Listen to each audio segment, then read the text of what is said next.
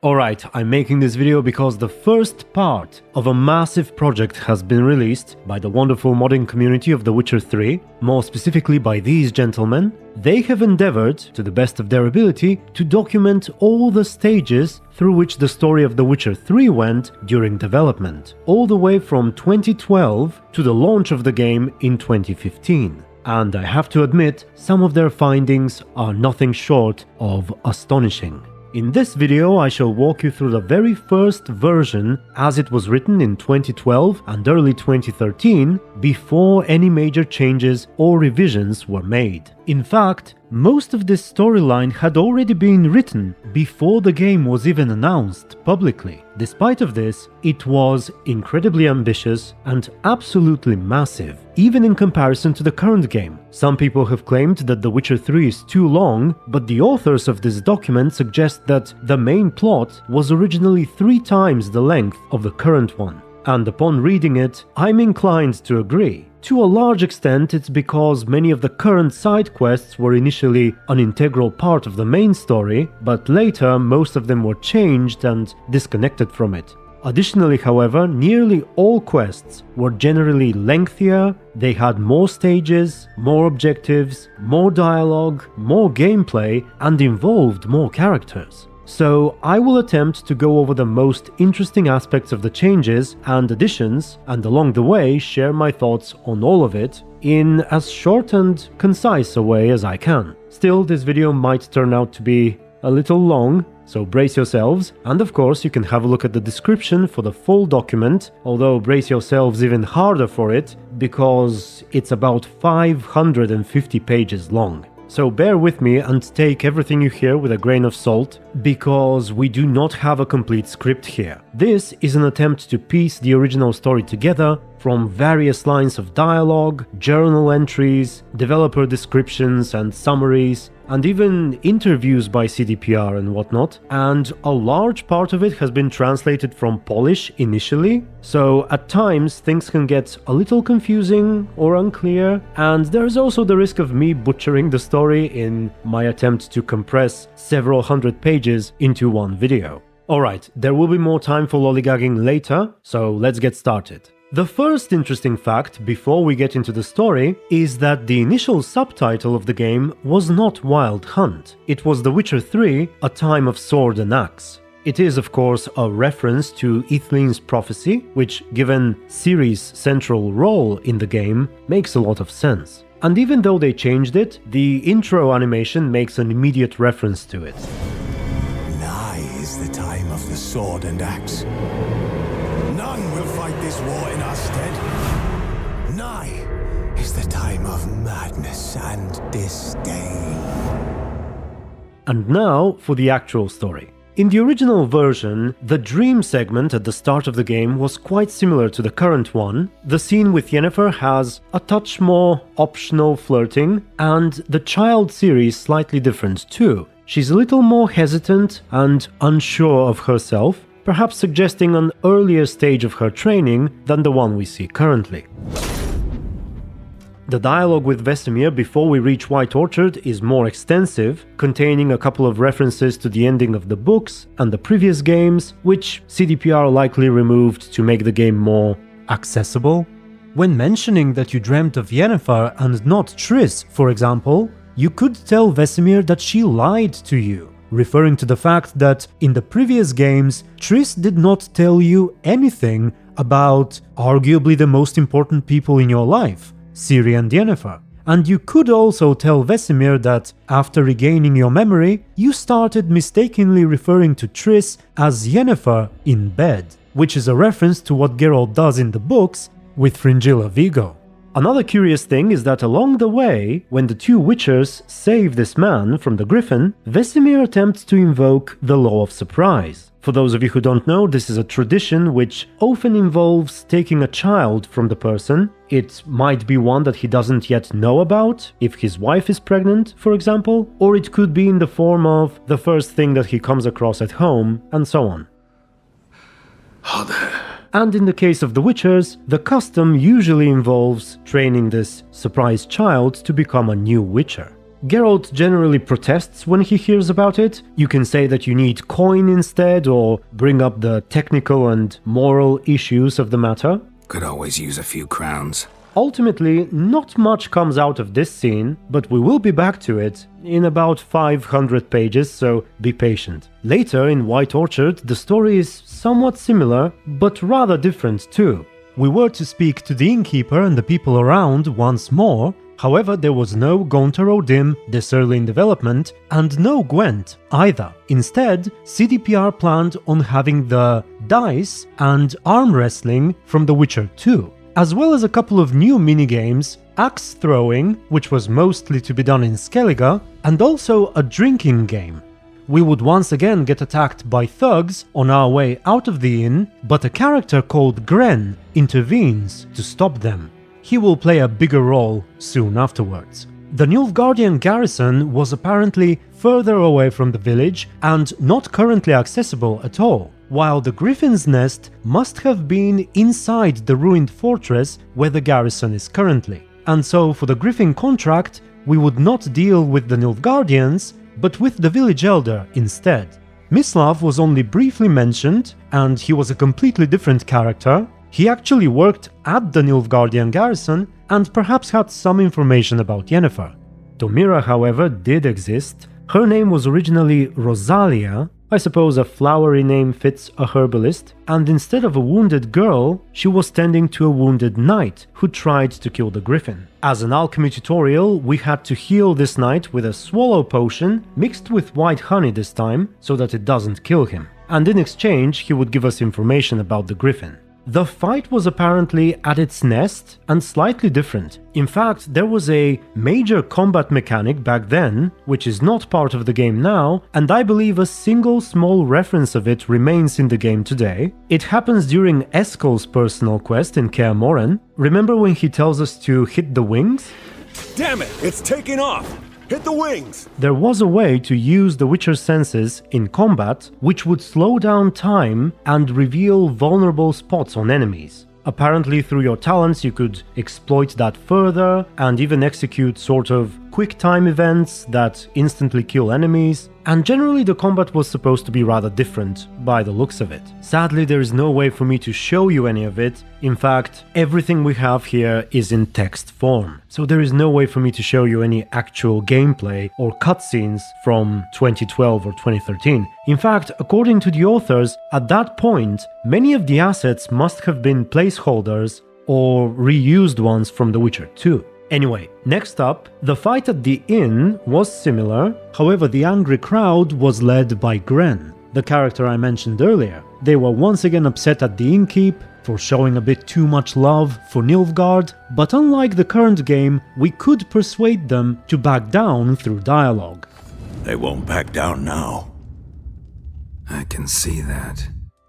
Then the Nilfgaardians show up. Yennefer is not with them, by the way. Instead, they have orders to take Geralt to see Emhyr. The Wild Hunt does not attack on the way, but upon our arrival, we witness a lengthy scene where Emhyr is punishing a couple of his men. One for insubordination and the other for harassing the locals unjustly. The Emperor gives each of them 50 lashes and nothing but bread and water for a week. Yennefer would also show up afterwards to speak to Emhyr about the mages she was given to work with. She says that they suck, in a more elaborate fashion, and that she expected more from the students of Asira Varanahid. This is a character who dies in The Witcher 2. Then we were to have a conversation with both Emhyr and Yennefer at the same time. It was full of all kinds of verbal jousting among the three participants, but ultimately culminating in a similar conclusion that Yennefer should go to Skellige and Geralt to Velen to seek the Imperial spy. At that point, as we reach Velen, Act 1 begins. We once again head to the crossroads, but things are a little different. In short, Hendrik is alive and is apparently selling fistek to the locals, mostly to the Baron's men. However, they have figured out that he's a spy and are trying to capture him. You can either help him by killing the Baron's men or allow him to be arrested. If they take Hendrik, you can eventually meet him in the Baron's dungeons, and if you save him, you will escort him to his hideout and learn more or less what you end up learning on your own in the current game. But just to illustrate how much longer and more extensive the original version was, because I'm going to be skipping through and summarizing a lot, for example, before you even meet Hendrik, there were multiple conversations with the locals. There was a priest of Lebioda, a little boy selling fistek, the innkeeper, and more. Then Hendrik would reveal himself to you, and if you save him, there is dialogue on the way to his hideout. Then before you reach it, the Baron's men would ambush you and kidnap you both. Then, as they take you towards Crow's Perch, there is a storm, under the cover of which you can escape, and once again head to the hideout. You can talk about Ciri, the butchering of Blaviken from the books, and so on and so forth. All this compared to the current game where you merely stumble upon his dead body and learn everything. Admittedly, not all of the game is so very much extended, but a lot of it is longer and more complex in similar ways. The story with the Bloody Baron goes in a similar fashion to the current game. If you kill his men, he's angry with you and demands that you pay a blood debt before you can talk to him, and if he captures Hendrik, he demands you perform the same tasks before you are allowed into the dungeons. So one way or another, you have to do a couple of side quests. You had to deal with some strange incidents nearby, people going crazy, prostitutes getting aggressive. Geralt can get bitten by one of them halfway through what might have been a romance scene, and eventually it turns out that a monster has been poisoning the waters, causing people to hallucinate and whatnot. Then, when you bring its head to the Baron, we finally get a chance to learn about Ciri for the first time. And from here, until we get all the information about Ciri from the Bloody Baron, and it's time to move on to Novigrad, we likely have the most similar part of the story between the original script and the current game. There are plenty of small to medium changes, which I will go over in a second, but generally speaking, the first chapter of the story in Velen, involving the Bloody Baron and the Crones, seems to be the part that has changed the least during development. Oh, did I mention that the Bloody Baron and Whoreson Jr. are brothers? Yes, so in the original version, the Bloody Baron's real name was Philip Wiley, and he was the brother of Cyprian Wiley, aka Whoreson Jr. In fact, not only were they brothers, but Jr. was actually the elder one. It's possible he was intended to look different, because in the current version the Baron definitely looks older, and to be honest, it's a little confusing for the elder brother to be referred to as Junior, but there we go. Now the Peller was a little more serious of a character, I suppose. He was not seen as a crazy old man who plows his goat. Instead, he had, in the past, assisted the Baron and his family in medical matters, let's say, and his personal quest for Father's Eve is a major point in the search for Ciri later on. Speaking of the Baron's family, Tamara is in a similar situation as she is in the current game, missing and bound to the Eternal Fire. His wife Anna is also once again with the Crones. She, by the way, had a different name then. Anna was a false name she had taken to better disguise herself in the Crookback Bog, but her real name was Selina. Their small child had once again become a botchling that you could cure. Keira Metz was involved as well. We could actually ask her help with the botchling, but she doesn't like the idea of involving herself in such pagan rituals, considering them black magic or something, and we ultimately have to do it with the Peller again. Otherwise, her underground quest is fairly similar, with a couple of notable exceptions. The whole place appears to be a necropolis, possibly built in honor of Lara Dorren. Perhaps that's why Avallac'h chose it as his hideout, since he was in love with her. Towards the end, we have a boss fight with a massive serpent, but perhaps most importantly, there is another, seemingly random wild hunt soldier that we fight instead of Nithral. That is because Nithral will play a major part later in the story. We could also ask Keira's help with another quest involving a rogue golem, which would lead to her side quest where you fetch all kinds of strange ingredients for her in exchange for information. It turns out that she wants you to take her out on a date, and ultimately she shares with us how to deal with the golem, and we can have a romance scene with her too. She would not put us to sleep though, but more on that later. Oh, Geralt. Shame you didn't talk that way when we And as for the Crones, again the encounter with them is rather similar. They are not hiding in a tapestry, but rather walk around in their crone forms, it would seem, which I suspect were a little less disturbing. They would once again make creepy and inappropriate comments towards Geralt. Touch me more, boy. Touch me more.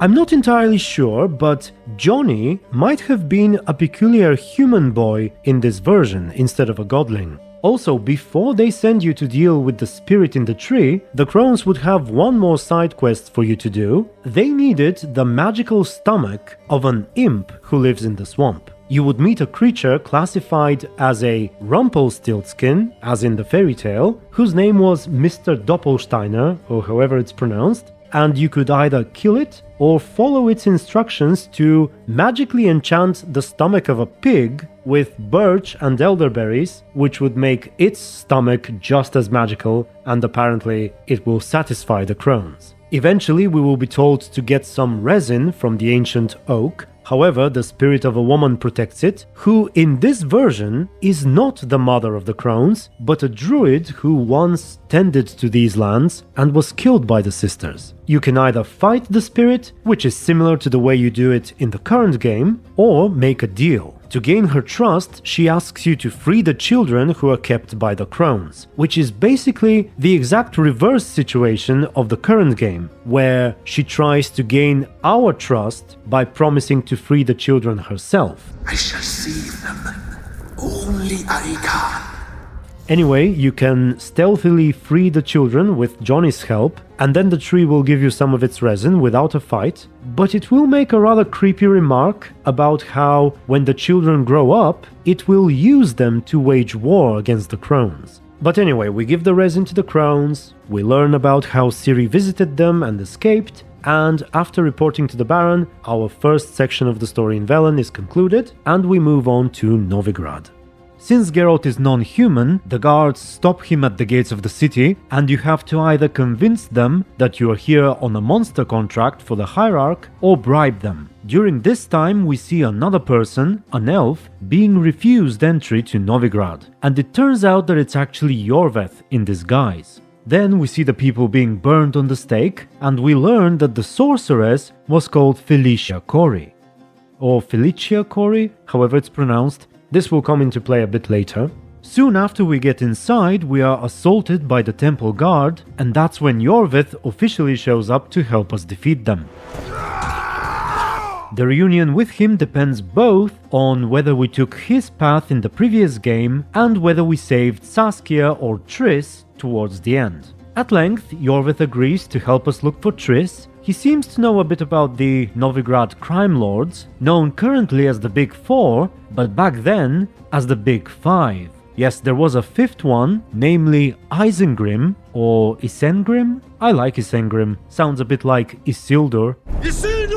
He's a character from the books, and I think one of these two guys on Netflix is inspired by him, but he's technically not on the show. He was supposed to be in the game, however, and apparently Iorveth's presence at Novigrad is tied to Isengrim. It was he who summoned Iorveth here, seemingly to watch over the elves who live all around the outskirts of the city, and to await for an opportune time to get revenge against Nilfgaard. They sort of hate Nilfgaard because they initially helped the Black Ones in the war in exchange for securing a homeland for the elves, you know, Dol Blathanna, and then the Scoia'tael were disowned both by the Nilfgaardians and by the elves, which again was due to Nilfgaard's influence. But anyway, Iorveth points us to the King of Beggars instead, who seems to be at the crematorium this time around. The place is available in the current game too, but it's rather empty. Apparently the King of Beggars had some sort of throne here initially. This was also meant to be our first encounter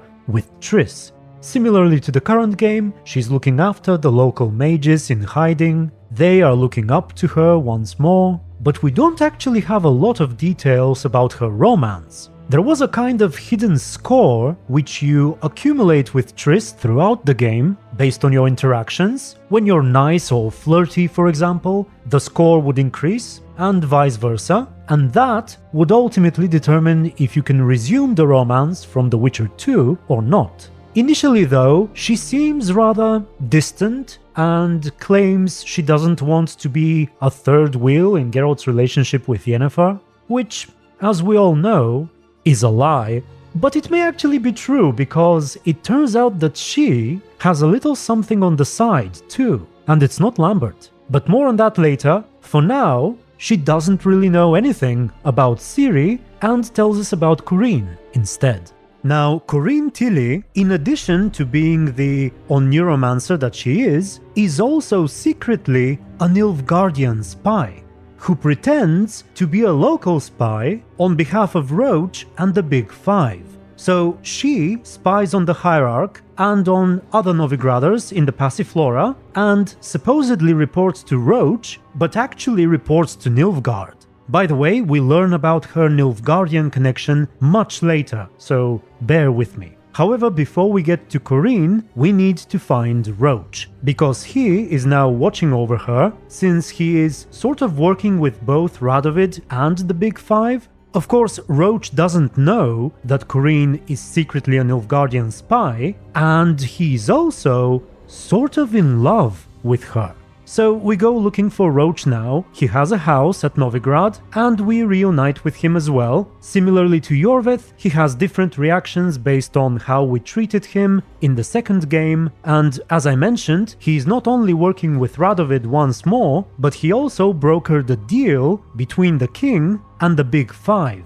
Despite their differences, they have all joined forces against Nilfgaard. Similarly, in the face of the Empire as a common enemy, Roche and Iorveth have also become friends, or at least no longer hate each other. And we even go on a bit of a quest with them to help Roche deal with a shady merchant who actually works for Nilfgaard. After some action, Roche tells us where to find the Dreamer. Eventually we meet Corine Tilly. She doesn't seem too much into Roche at the moment, but things will change in time. She agrees to have the dreaming session with us, which is rather similar to the one in the current game, with a few exceptions. The quest is made notably longer by Geralt having to gather or buy ingredients which Corine needs to perform the ritual. Then we have to meet her elsewhere sometime later for the actual session, in an establishment that belongs to the Hierarch, it seems. In fact, he appears to be quite heavily interested in her visions. But anyway, the next big difference is that Corine claims physical intimacy enhances the dreams, and we can in fact have sex with her while she's dreaming or something. I'm not entirely sure, but we could do it. We could also disagree and mention Roche's feelings and the fact that he's our friend.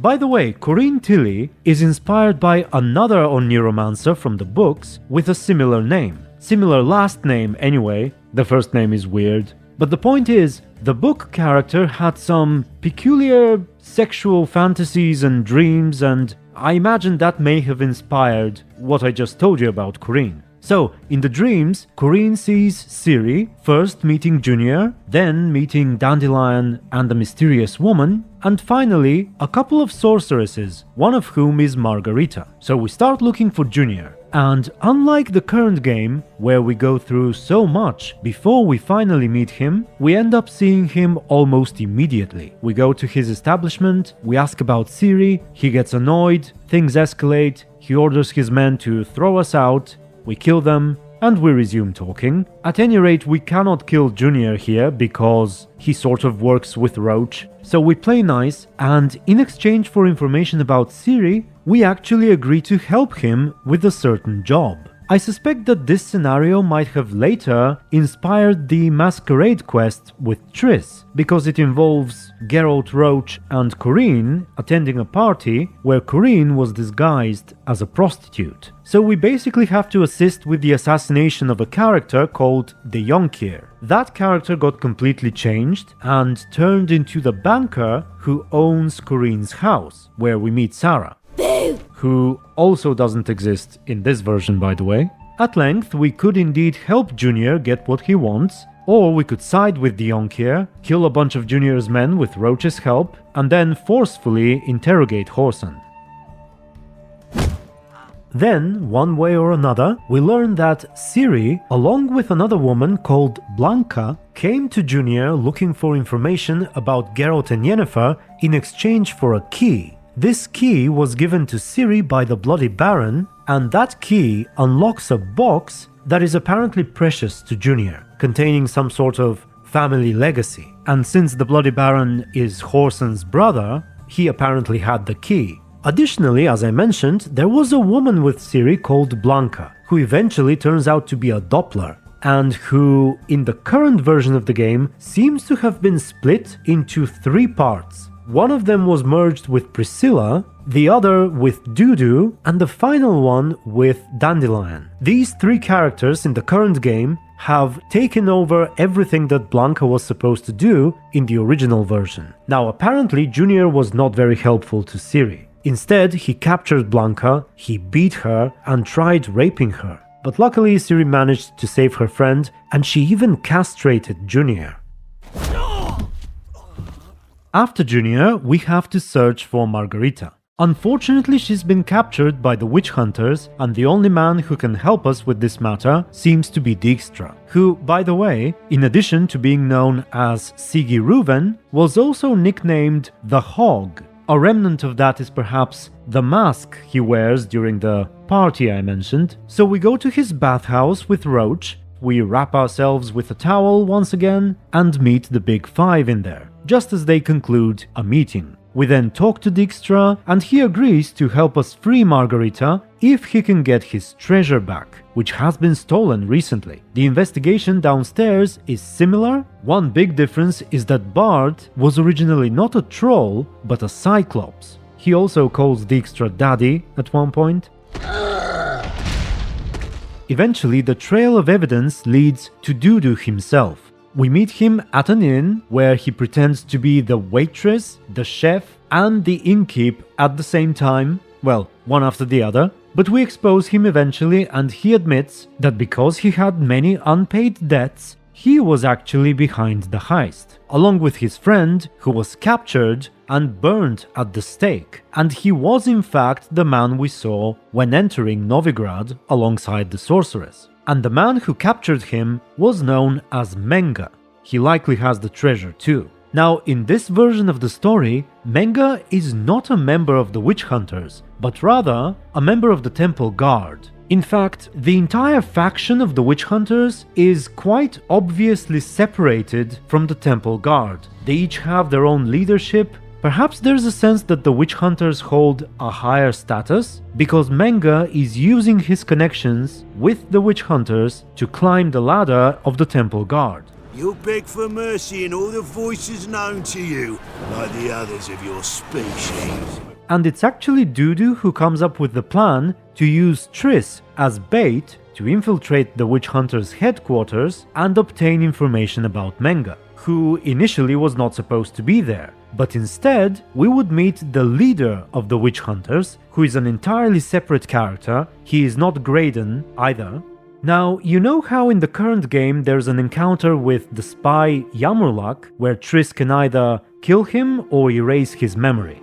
That was the original idea for the meeting with the leader of the witch hunters. The angry Triss tries to kill him at the end of the encounter, and we had the option to stop her, which results in her erasing his memory. In fact, stopping her seems to be the better choice, because if we let her kill him, she immediately gets rather disturbed and regretful of what she's done, of the kind of person she's become, and so on. So much so that she will not even join us in the next stage of the quest. And that stage involves Dudu impersonating the leader of the witch hunters and luring Menga into a secret confession booth at a certain chapel. So Geralt hides in the confession booth, he knocks Menga out, we fight some of his men, and we get one of two choices to make. Either we let Menga go in exchange for the release of Margarita, which is the only way to make sure she survives, or we deliver Menga to Dijkstra, which allows Sigi to get his treasure back, but also leads to Margarita's death.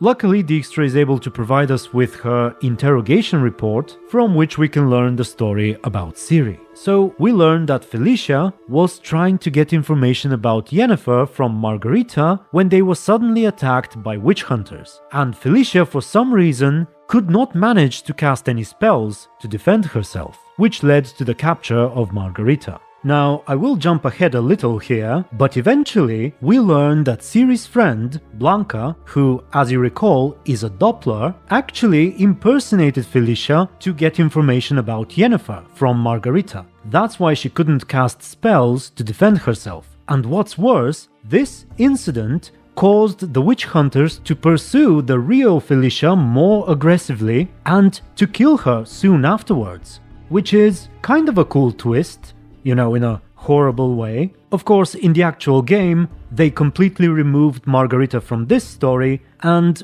basically merged Ciri's search for Junior and her search for Margarita into one quest, aka the one with Junior, where Ciri once again goes to him with the box, but the box itself is already related to the main quest. Also, I would like to make a small disclaimer here. Whenever I tell you that something has been changed or merged into something else over the course of development, most of the time this is not specified in the document. It is based on my personal opinion, past knowledge and experience with the game, so I might be wrong. And honestly, the same goes for my criticisms. Whenever I say that I don't like something or that the developers should have probably done something else, this is basically my own personal take. The people who wrote this are usually more neutral or positive than I am.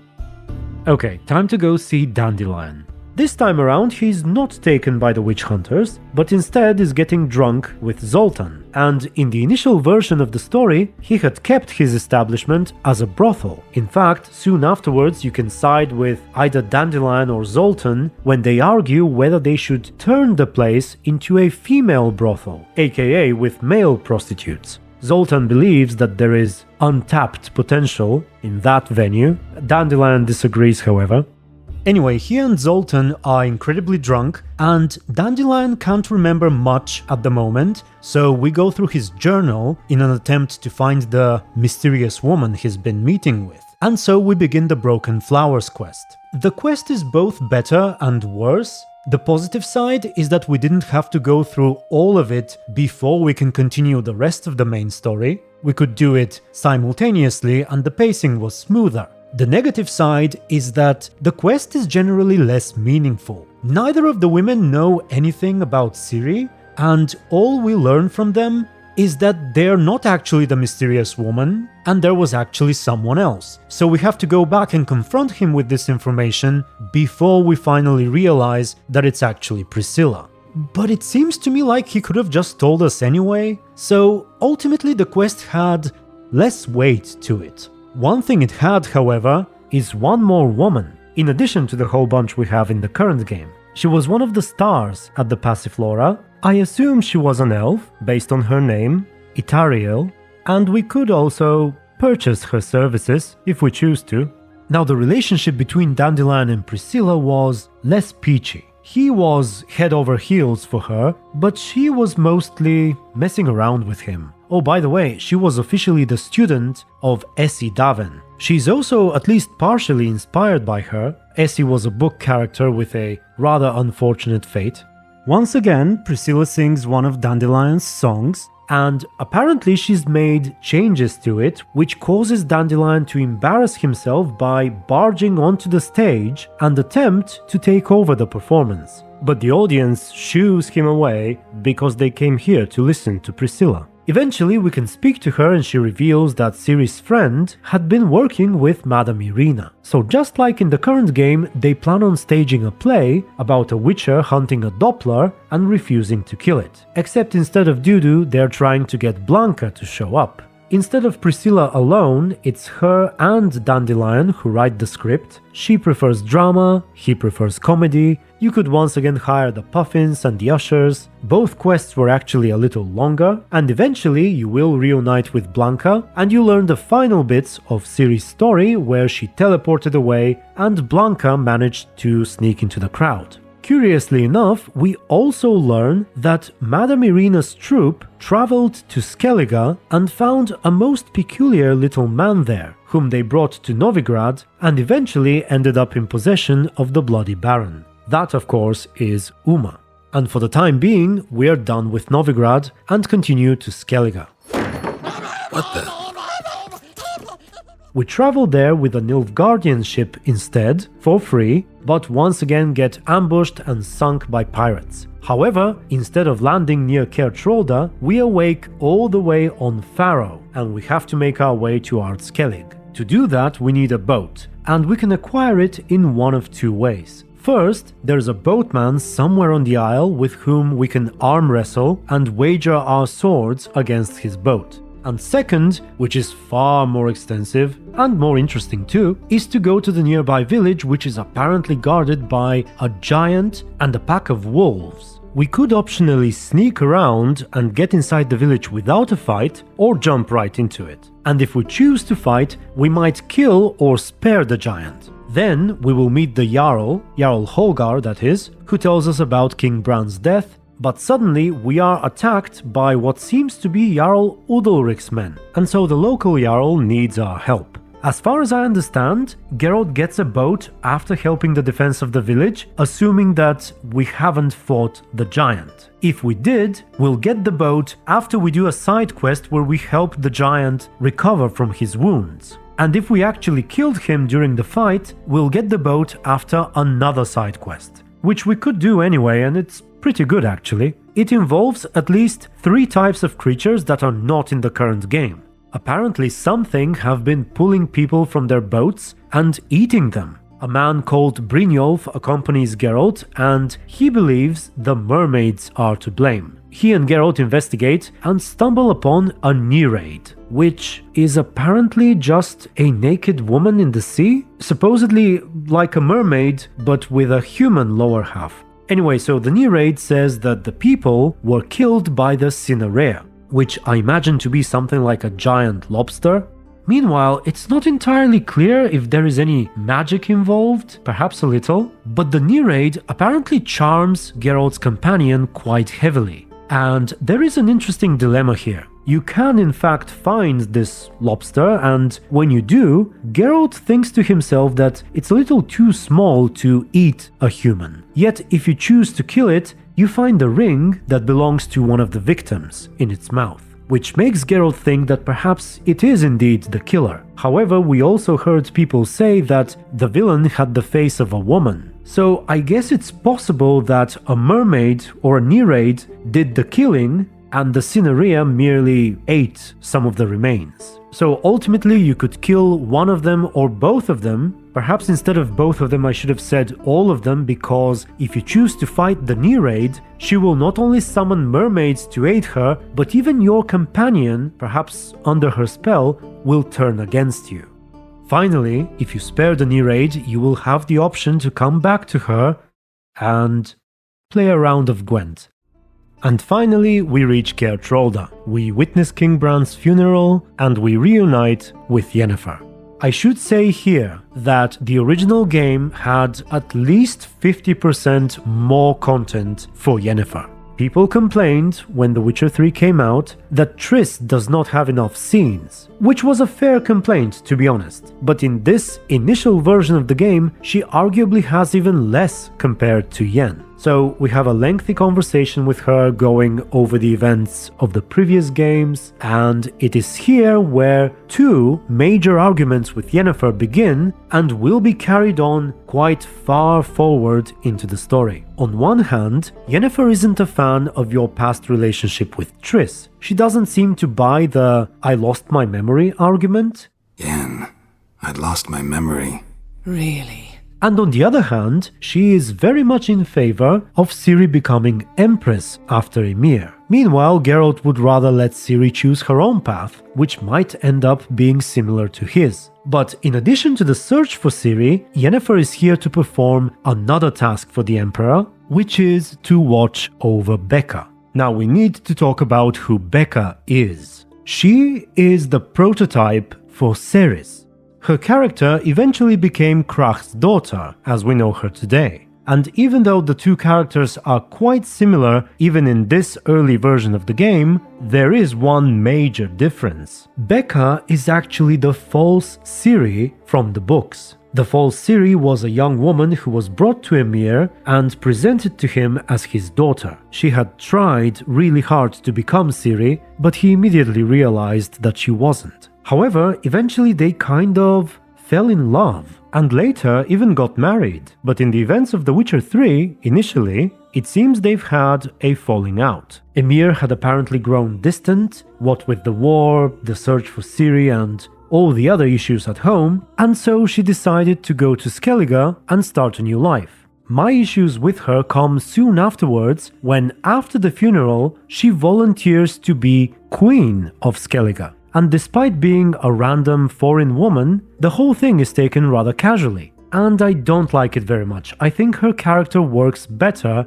as Ciri's. But there will be time to talk more about this later. For now, we attend the funeral feast with Yennefer, and suddenly she pulls us into Crach's bedchamber to have sex. Which is a rather cheeky move. In the current game she complains of Triss's hair in her bed, but Yennefer may have actually slept with Crach himself in the bed that she's in with Geralt now. The rest of the feast is rather similar, except you don't have to steal the Mask of Urboros, and Crach only asks us to help his one child, Hjalmar. Actually, in this version of the story, Crach may or may not have another secret child. Find out later in this video.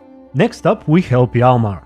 There's generally more dialogue all around, and the journey towards the island was meant to be a key part of the experience. We had to protect our boat from sirens by using the Hornwall horn, and seemingly there were even more obstacles that were never implemented. Viggy is different as well. He isn't Viggy the Loon anymore.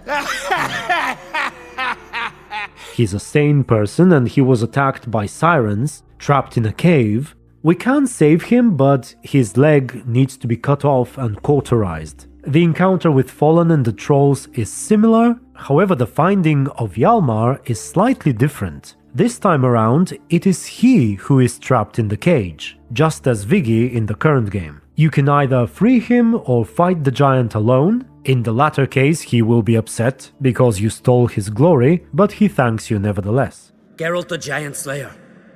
I'll make sure the Skald said it in song. Afterwards, we once again stumble upon Yennefer and Ermion arguing. Can hear you two clear on the other side of the island.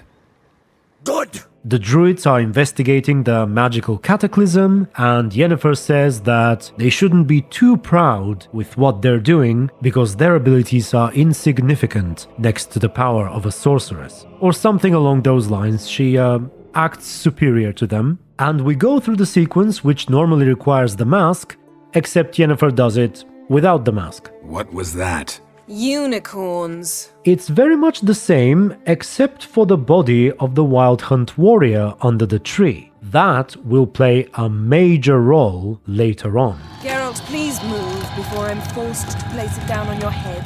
Once again, we get a lead that Ciri has been seen on Hindarsfjall, except this time in the company of a certain special boy called Hvitr, or however you pronounce that. He is apparently some kind of chosen one in the Temple of Freya and will conduct a ritual which is part of the trials for those who wish to become rulers of Skellige. So if we wish to talk to him, we should probably help the participants to get to that task first. And since we've already helped Hjalmar, Geralt now heads towards Becca, who apparently is doing the exact same thing that Ciri was doing, aka helping Jarl Ulrich with his condition. The quest is rather similar. You get to talk a bit more to the locals because Becca knows a little less.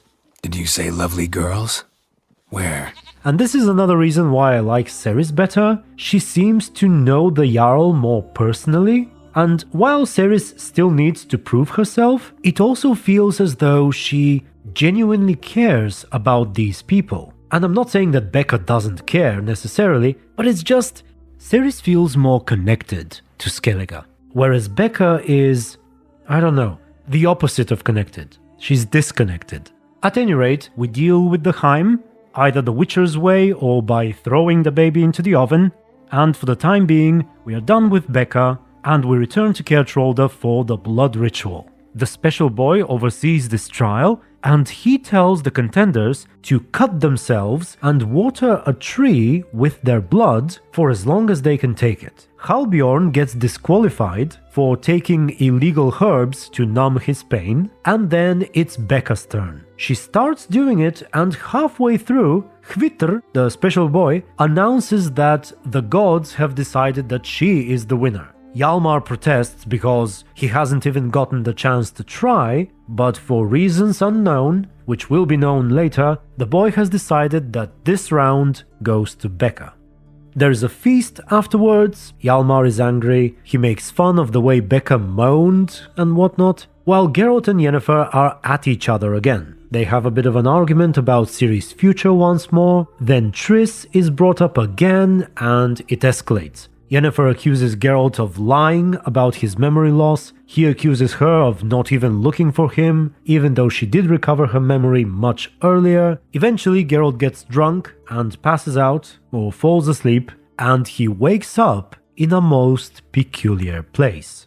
When I first read what comes next, I genuinely thought Geralt was dreaming or hallucinating or something, but he wakes up in a hut on some unknown island in Skellige, surrounded by people who call themselves the Thralls. This whole section has been removed in the current game, but they are basically a different civilization, far smaller in numbers than the clans with the Jarls and all the other Skelligers that we know of, but quite different too. They have their own culture and customs, they paint their faces, they have peculiar words and names. Some of them remind me of African words perhaps, or Native American. So Geralt wonders where he is, he asks the woman who attends him, and she reveals the story of his arrival, in which we find out that Yennefer had apparently teleported herself and the unconscious Geralt to this island, made some sort of lightning spectacle with magic, and introduced herself to these people as a goddess who brings to them the chosen one,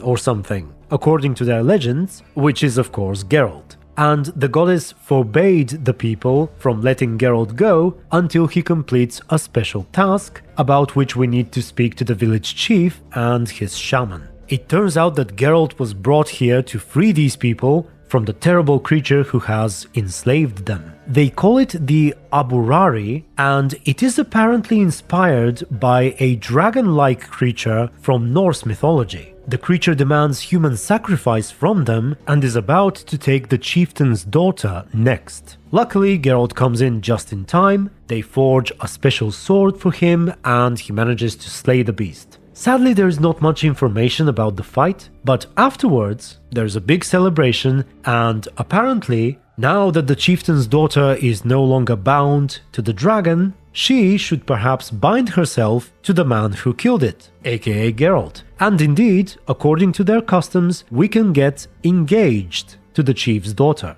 Her name is Halkatla. I find it mildly amusing that the word is somewhat similar to the Bulgarian word for engagement ring. So if you get engaged, your spirits and your fates are now intertwined or something, and you can have a romance scene with her before you leave. So we return to Yennefer and ask her what the sandwich fuck was that about, and she flat out admits that because Geralt did not share her views about Ciri's future, she left him on that island so she can find Ciri on her own without Geralt getting in the way. If you push her a little further, she brings up Triss again, and how Geralt was living happily with her while Yennefer was being tormented by Mir's mages, and how much she suffered in the knowledge of what Geralt was doing, and so on and so forth.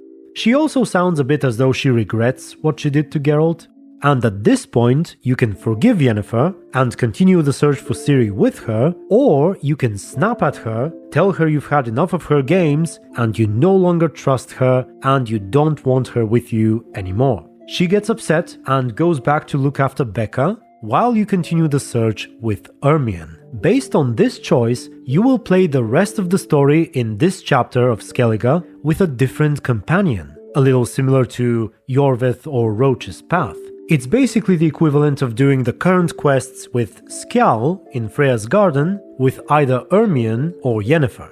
What's more, and I'm recording this a little bit later because I didn't initially realize, but in addition to the rest of the story in Skellige, you will also not take Yennefer with you to Kaer Morhen when you bring Uma there. So this here is indeed quite the notable separation between Geralt and Yennefer, and it's not even the point where the state of their relationship is finally settled.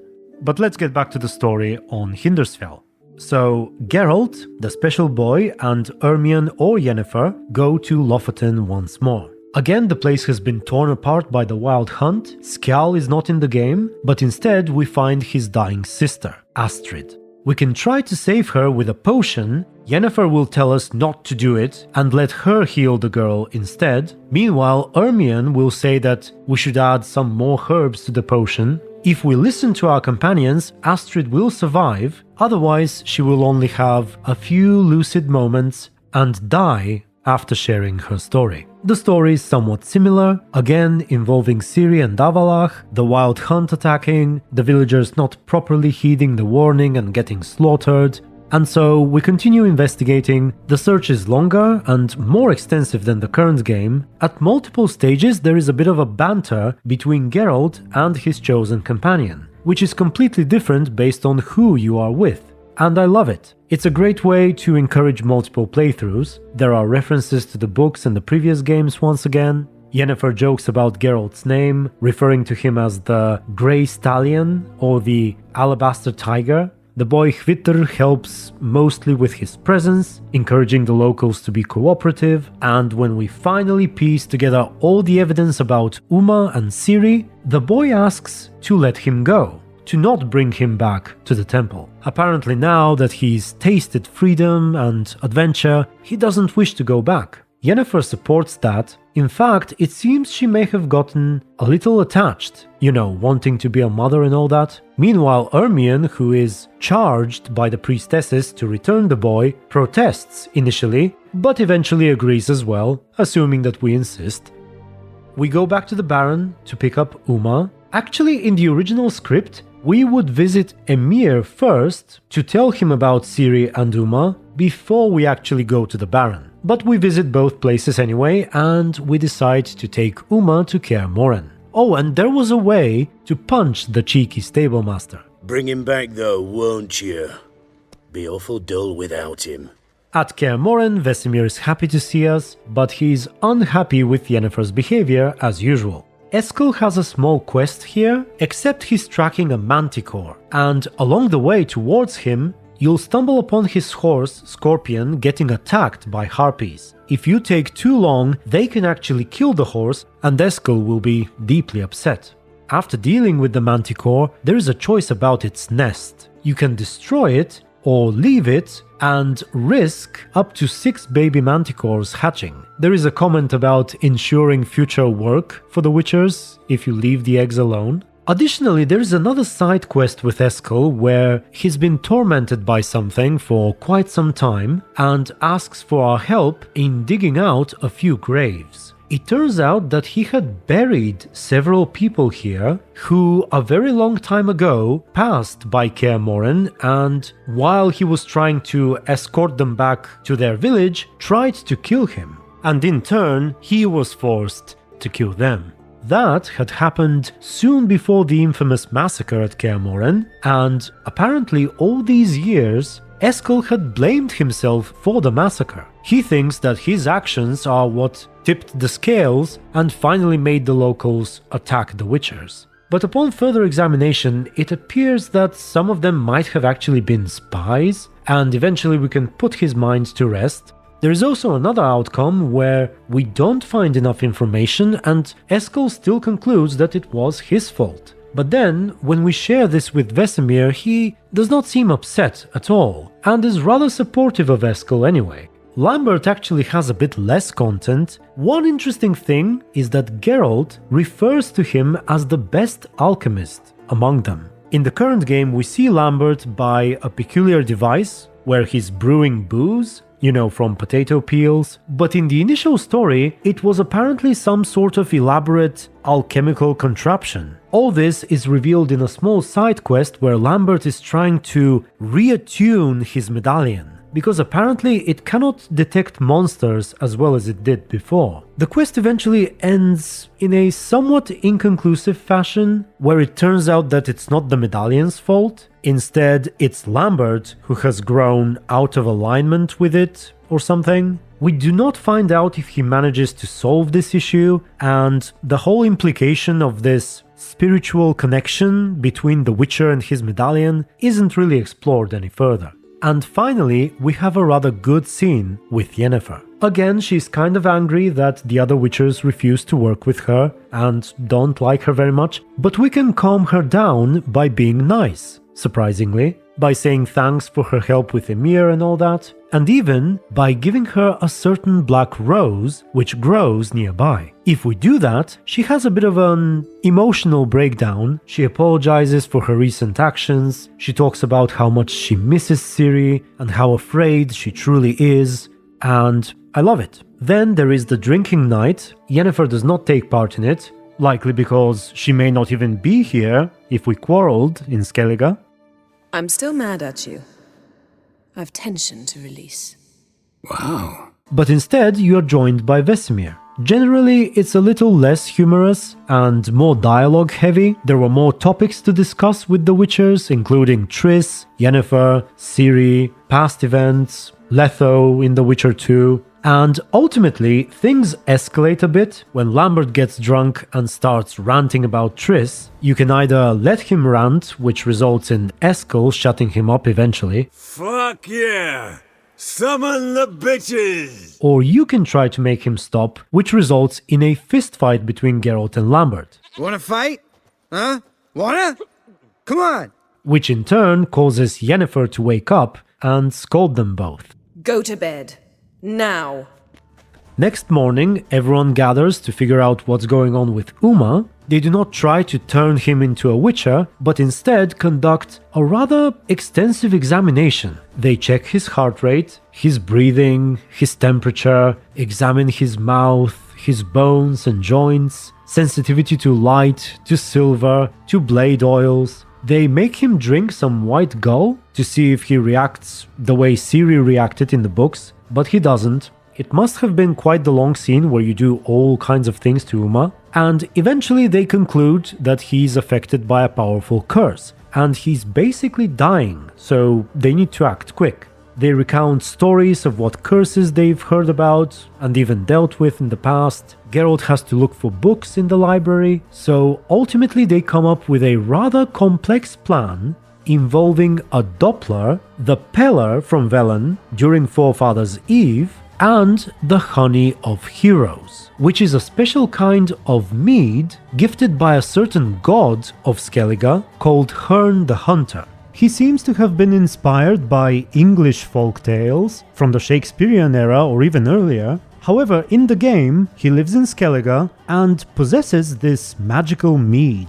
The drink, however, is not gifted to just about anyone, but only to the King of the Isles. So now we need to convince Dudu to help us and also to make sure that someone gets crowned in Skellige, because currently there is no king. That is the end of Act 1.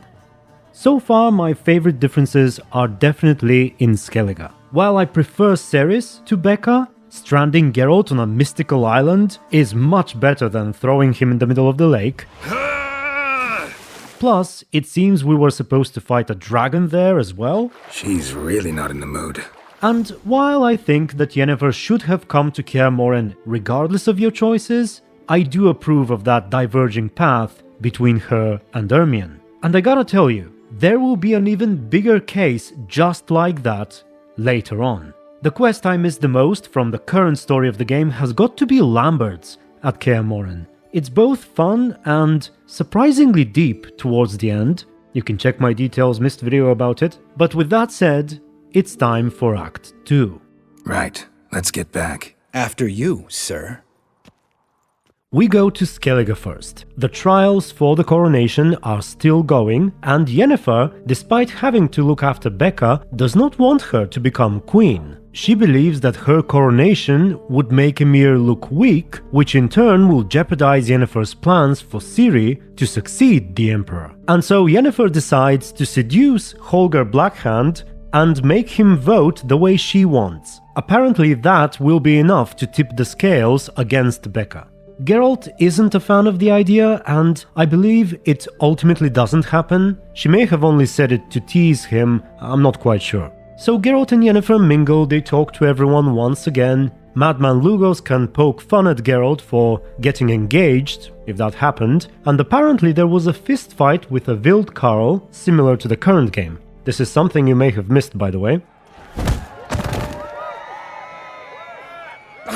Seal shut! And ultimately it's time for the trials to continue. We have 3 contenders left, Hjalmar, Svanrige and Becca, and Geralt can talk to their representatives. Ermion supports Becca, apparently praising her sober approach to things, and this was likely why the boy Hvitr chose her immediately earlier, because Ermion had some influence over him. And the druid also gives us some dirty information about Svanrige, which we can use against him if needed. Specifically that he is actually Krach's son. Yes, in the original script, Svanrige was supposed to be the extramarital child, if that's the proper term, of Berna Bran and Krach, who were at some point lovers. And speaking of Berna Bran, she of course supports Svanrige, and she even seems to imply that if Geralt supports her son, she will owe him sexual favors. Finally, Krach seems like the most honest one here. He wants you to support Hjalmar, generally because, according to Krach, he is the strongest and most logical choice for the King of the Isles. Suddenly, however, the bears attack. After the battle is over, with Geralt's help, Herne the Hunter himself appears, somehow, and says that he won't bless anyone with his gifts because the police is outside of my house. Okay, so where were we? The deity appears and says he will not bless anyone because this massacre has desecrated the old ways or something, so we have to find the one responsible and punish them. The investigation is somewhat similar, except we can find a surviving berserker at Caer Trolda who has apparently transformed back into human form after the battle. Turns out it's the same guy we had a fist fight with earlier. And also, we end up visiting both the Berserker Cave and finding clues about Arnvald. In the current game, one of these is Hjalmar's path and the other one is Ceris's. We can't do them both, but originally we could. Then we can confront Berna Bran with the information that we have, and she tries to seduce Geralt. We can in fact have sex with her, but I'm not sure if there was a way to actually take her side. So there is a trial where we judge Berna and Svanrige afterwards. Their fate would depend on the dialogue options we choose throughout the trial. We could even use the sex we've just had against Berna. Krach was apparently not too concerned about her, but he did try to support Svanrige as he was secretly his son. I think it's not exactly clear if you could publicly reveal the fact that Svanrige is Krach's son and how Krach would react. You will be chained to a rock, and sea fowl will peck apart your remains. So we're back to the final trial. This section has some missing stuff, but basically, Yennefer doesn't seem interested in the trial and rather suggestively asks Geralt to join her in her room instead. But before he does, he is approached by Ermion, who suspects that Yennefer must be plotting something and also suggests that the sorceress must have dimeritium shackles with her somewhere, and we might wish to get her out of the picture somehow. Apparently he's afraid that she might interfere with the trial. So we go to Yennefer and, as expected, she leads us into her bed, and at that point we could apparently change our mind and leave, or we could play along for a while and then shackle her to the bed.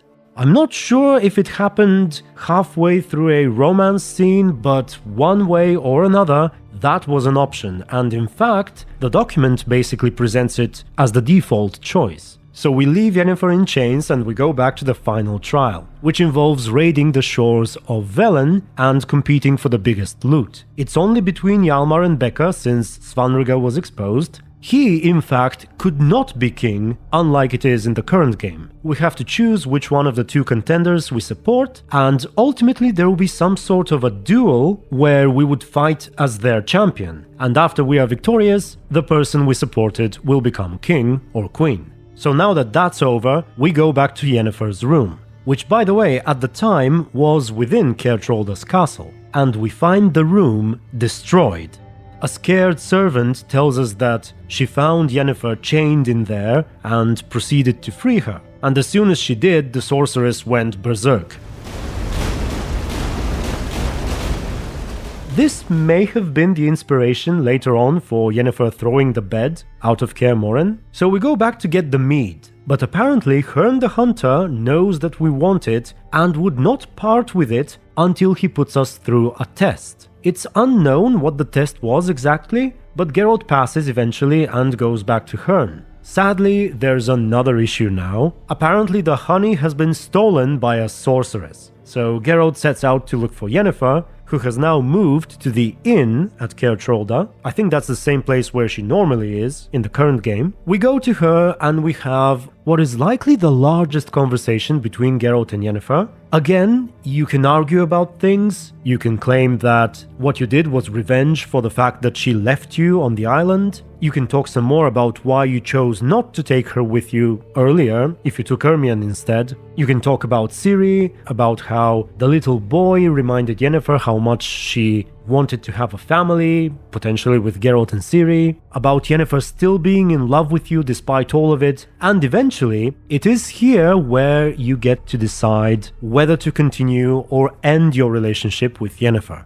There is no quest about a djinn on the mountain. And I actually like that. I prefer making a choice based on the long interactions we've had with Yennefer, as opposed to the retroactive choice, I think that's the proper term, retroactive, that we have to make on the mountaintop, where if we say we love her, it turns out that we were not bound by a spell at all, but if we say that we don't love her anymore, it turns out that there was in fact a spell that is now broken. Here, it feels like we have more agency on the matter, especially if we choose to end the relationship. Now, one piece of criticism I have is that the interactions with Yennefer feel a little repetitive. It's possible that it could have been written well enough, but when I read it, the way it is presented, it feels like we're having similar arguments over and over and over, and we argue and make up and argue and make up, and it's a little too much. I think the scene with the Black Rose at Kaer Morhen should have probably been the decisive moment, and everything else should have already happened prior to it.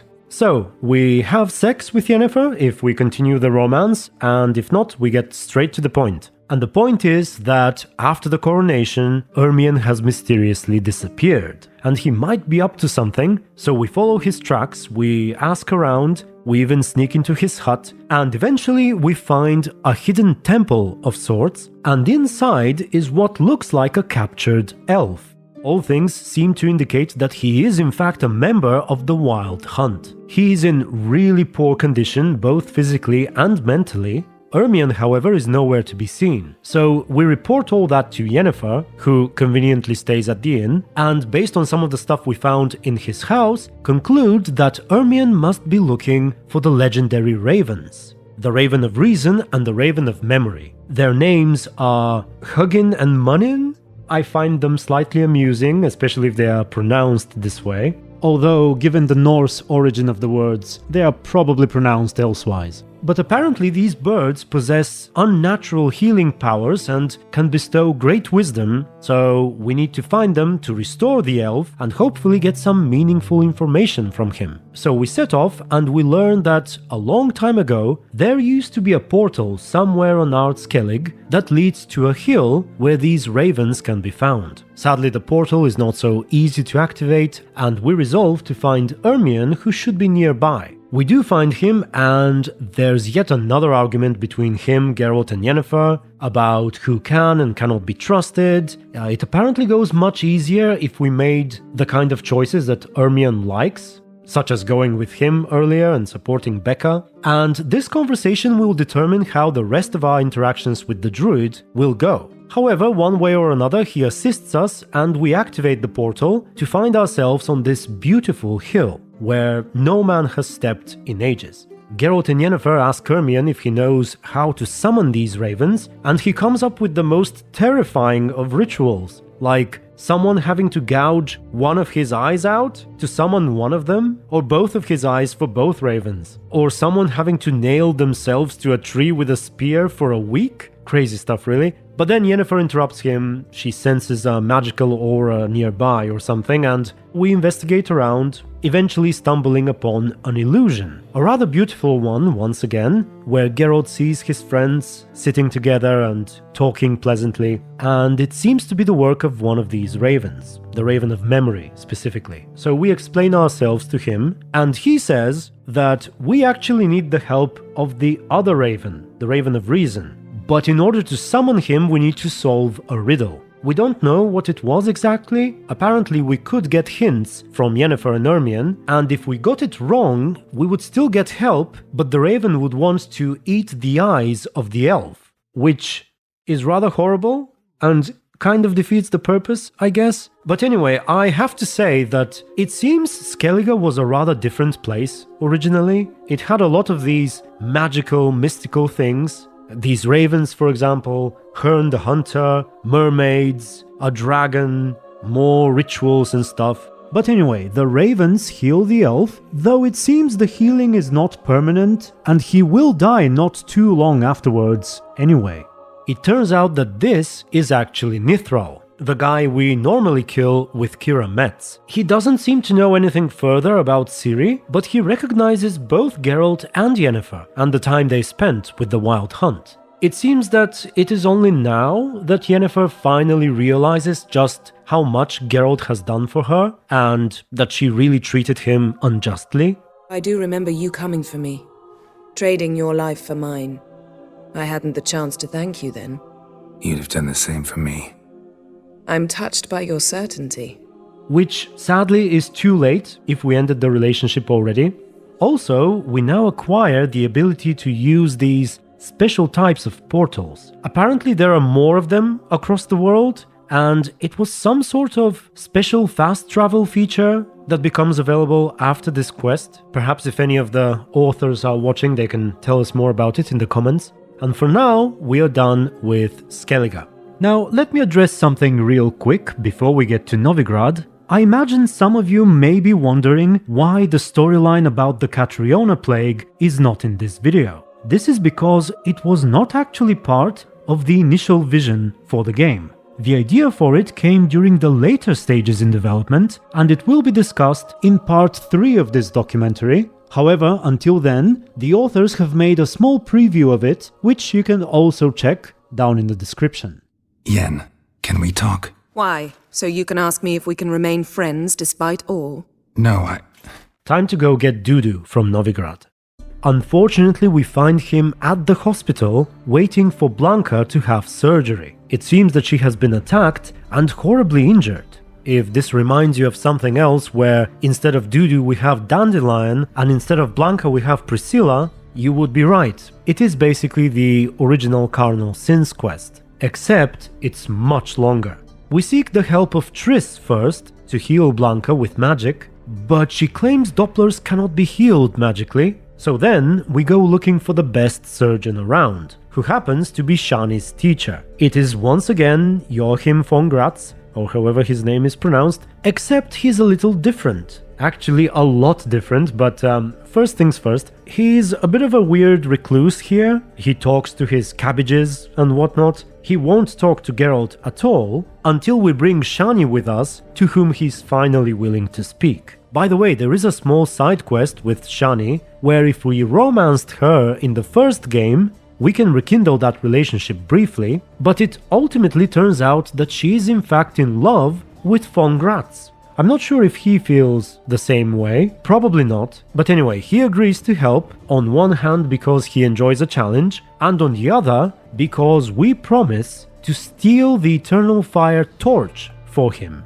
That is apparently some large symbol kept at the big temple of the Eternal Fire, and he wants it for some reason. So we get 2 separate quests here, one to find the serial killer and save Blanka, and the other one to steal the torch. And both of them are quite lengthy. I believe there were about 20 pages in the document dedicated just to these 2 quests. I'll try to give you the essentials here. So, for the serial killer, we are once again initially led to heavily suspect the priest. Even more characters were involved. The Dwarven brothers were at that point in development humans. Instead, there is a certain complication with Blanka's condition caused by, I believe, a piece of metal stuck in her skull.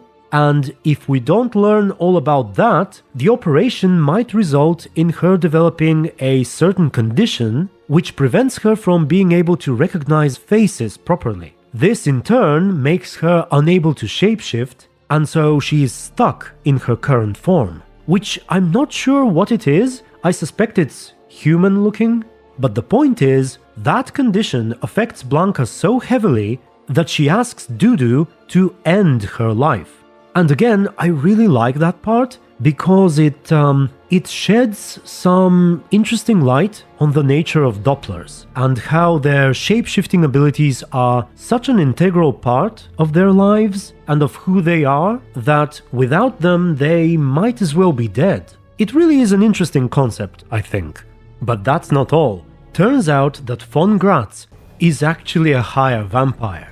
Just as the coroner, and not just them two either, but apparently there's a whole group of doctors in Novigrad who are all higher vampires and they avail themselves of the blood in the hospital. Most of them are rather friendly actually and wish to help us capture the killer because they don't want to be discovered. There are several options actually. We can expose the killer within the morgue, which causes him to knock Geralt out and kidnap him. We don't know exactly how that would have played out. We could also meet him at the warehouse again, along with the other vampires, who then take the killer into custody. And we could even, through the right choices and observations, force the coroner to kill himself somehow. It was apparently some sort of philosophical argument based around his views about the Eternal Fire.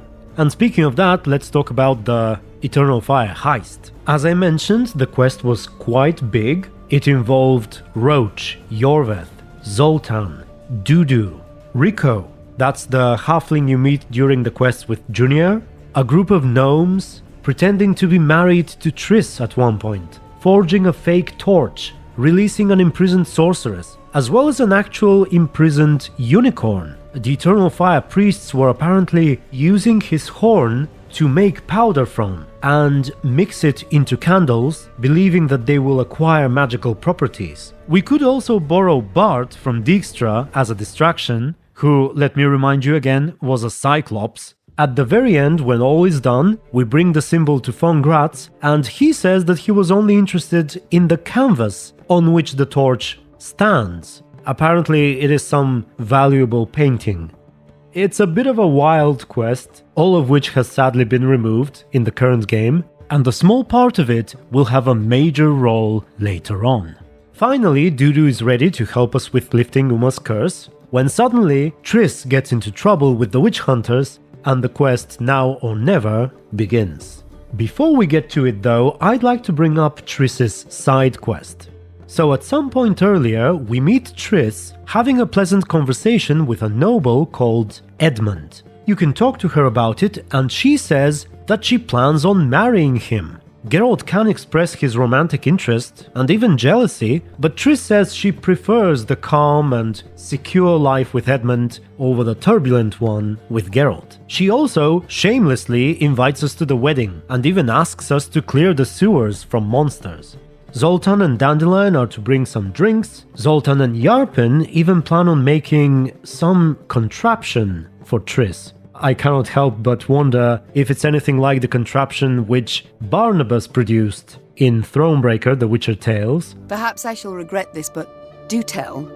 What was the thing you created exactly? I knew you'd be interested.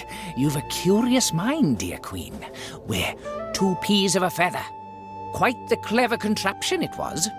Made for a widow, wealthy but aching with longing, in her husband's absence, tormented by unfulfilled needs.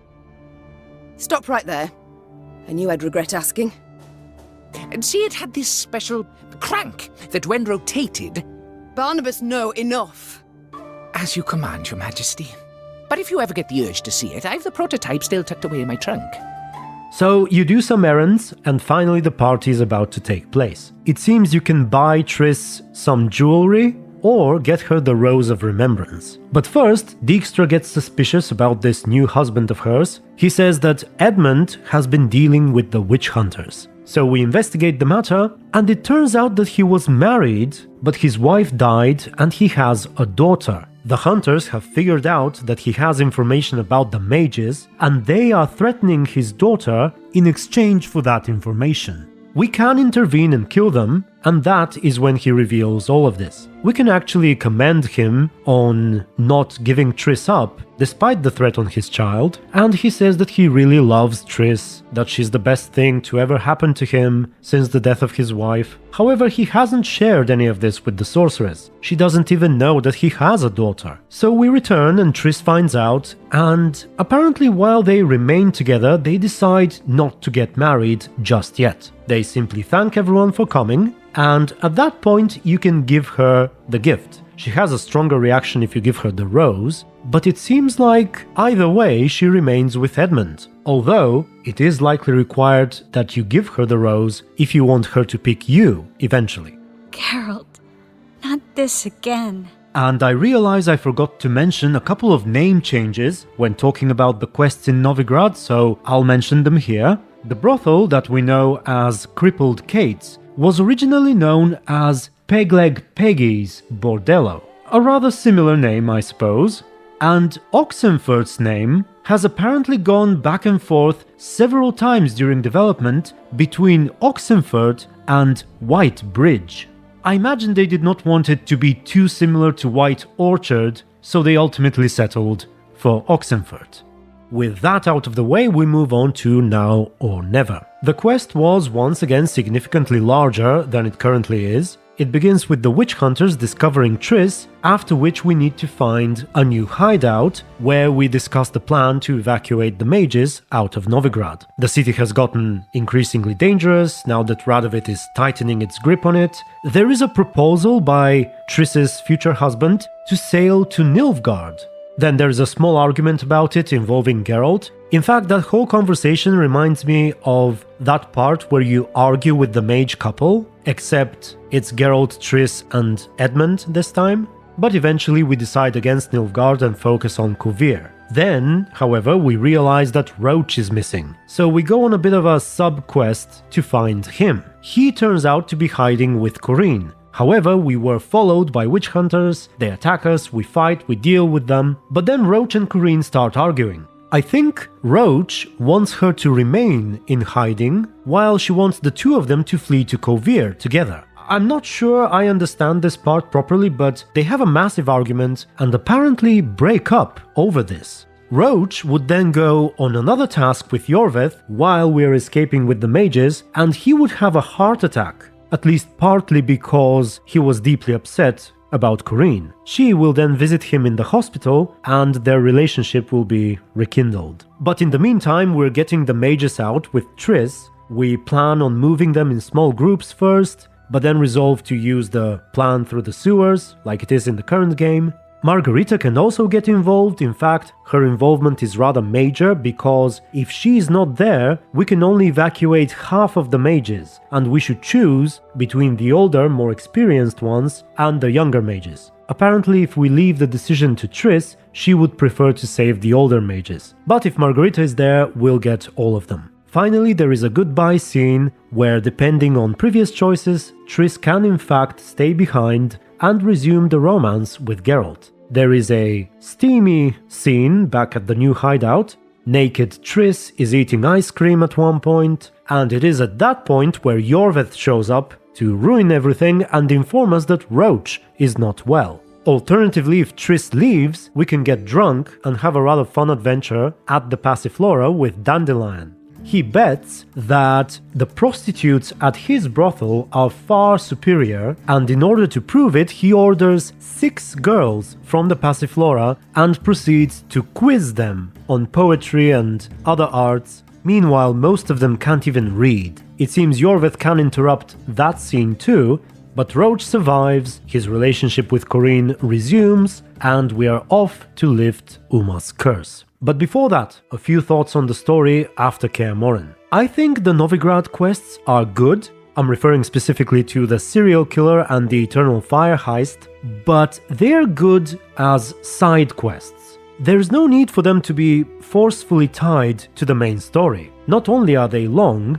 but they involve a whole bunch of characters who really have very little or nothing to do with the search for Ciri. The Skellige quests, for example, were better in that regard. They centered around Geralt, Yennefer, and to some extent Emhyr, who are essentially like Ciri's parents, and are actively searching for Ciri or any information about her. Meanwhile, the one character in the Novigrad story who, in this version of the game, is heavily tied to Ciri, aka Blanka, spends the entire time unconscious. So, with the simple change of not needing Dudu to lift the curse, which, by the way, he doesn't play that big of a role in it anyway, we can simply disconnect all of these quests from the main story and make it flow better.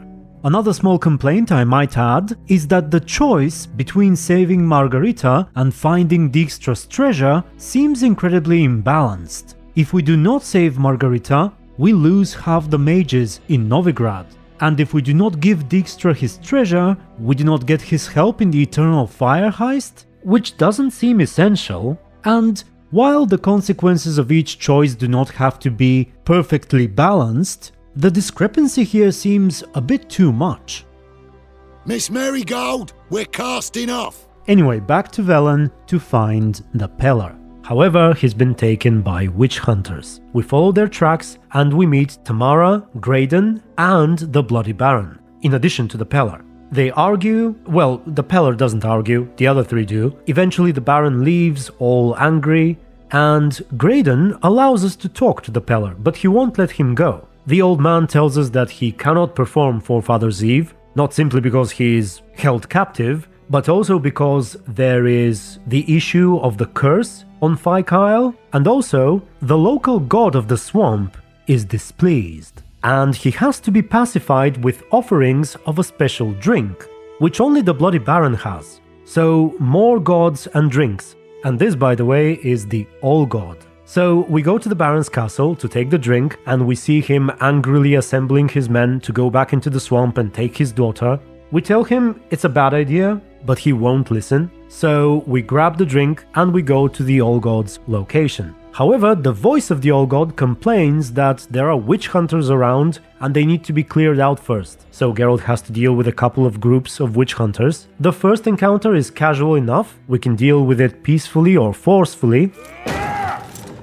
But at the second spot we find Tamara again. She seems to be leading this second group towards the Crones to free her mother. But they don't wish to go. Ultimately we send them away and come up with a plan to do it together. We plan on luring Selena, aka Anna, with a kind of smoke signal which is usually lit when a child is to be taken to the Crones. The mother shows up, but she refuses to leave. Apparently she's rather content with the Crones, even though she might have scars as punishment for losing the children if Geralt decided to free them previously, but she doesn't know that he is behind it. So eventually the Crones call for Selena and she returns. Tamara is upset but also decides to leave for now, and we go back to the All God. Honestly, it's a little convoluted the way all these storylines are intertwined. But we return to the god, he is finally happy, and if we investigate further, we can discover that he is in fact a Sylvan called Fugas, or however you pronounce it. Now you might be thinking, wasn't Fugas the evil guy at Bald Mountain? And yes, in the current game, that's his name. What's more, actually that might have changed in the next gen, but until a couple of years ago, the quest in which Geralt recounts the monsters he had spared still mistakenly referred to the All God as Fugas.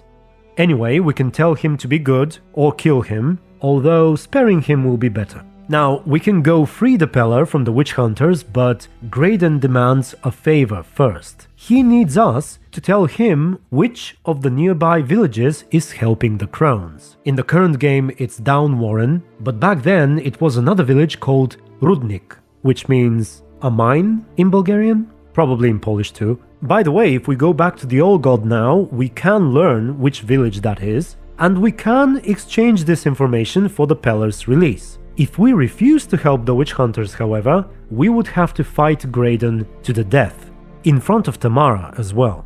And now we have Fykael to deal with. The quest is quite similar, except there's a longer introduction to it. We need to help a local lumberjack with a monster problem first, before he can give us materials to build a boat. And by the way, there were apparently ideas about more extensive boat usage, buying and upgrading boats, more elaborate sailing mechanics. If you sailed at an unfavorable angle, the wind could topple the boat.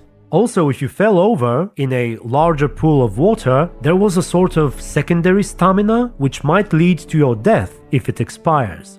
It kind of reminds me of the fatigue system in World of Warcraft, and of course at some point they planned on having boat races. You may have seen those in a mod or in one of my more recent videos. But anyway, in addition to the boat, we can hear the story of Fykael told by several locals, and there are slight variations in it each time, which is somewhat suspicious. They usually portray the Lord of the Isle as the bad guy and the villagers as the good ones, which eventually we learn isn't entirely true. After you reach the tower, I believe the quest is pretty much identical. You have the two options: to bring Annabelle's bones to Graham, where she kills him and goes free, or to bring him to her and lift the curse with both of them dying.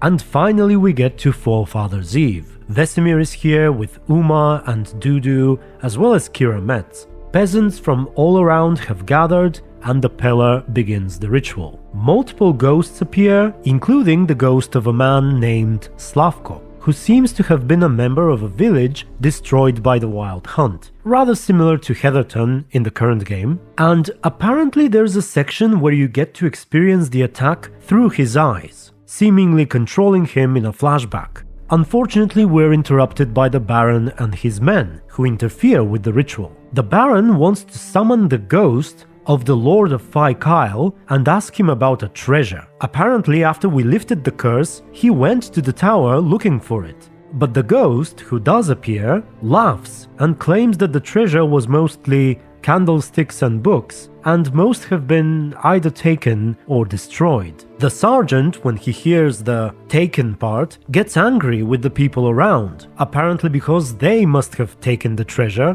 which rightfully belongs to the Baron. And a fight breaks out. We end up pushing the Baron and his people away, and we continue the ritual. Keira Metz will actually summon the ghost of Alexander and forcefully ask him about the notes. It seems like there's a scene which eventually inspired the sequence where Yennefer torments Skjal in Skellige. Instead, it's Keira Metz tormenting the ghost of Alexander.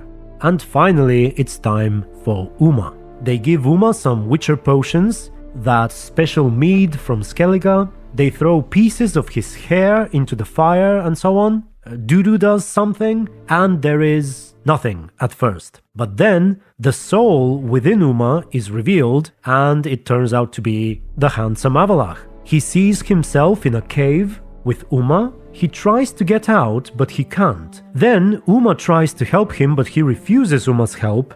Then they stand together in front of a mirror, and eventually they get out with unified efforts and sit down together on a meadow. It is all meant to symbolize a kind of reluctance initially, and eventually acceptance by Avallac'h that Uma is now part of him, or something. Afterwards, the ghost of Avallac'h manifests itself over the bonfire in some sort of grand display. The authors of the document compare it to the scene where Mufasa's spirit appears in Lion King, and eventually the body of Uma transforms into the weakened Avallac'h, as it does in the current game, and Ciri is revealed to be sleeping in the Isle of Mists. So Geralt must bring her back and gather allies. We can recruit Keira Metz. Her encounter at the tower is largely the same. She either leaves with the notes to Radovid or goes to Kaer Morhen. The only difference is that you don't end up killing each other if you fight. If she wins, instead of game over, there is a scene where she mocks you and leaves, and if you win, you knock her out and burn the notes. In addition to Keira, we could recruit Letho, Iorveth,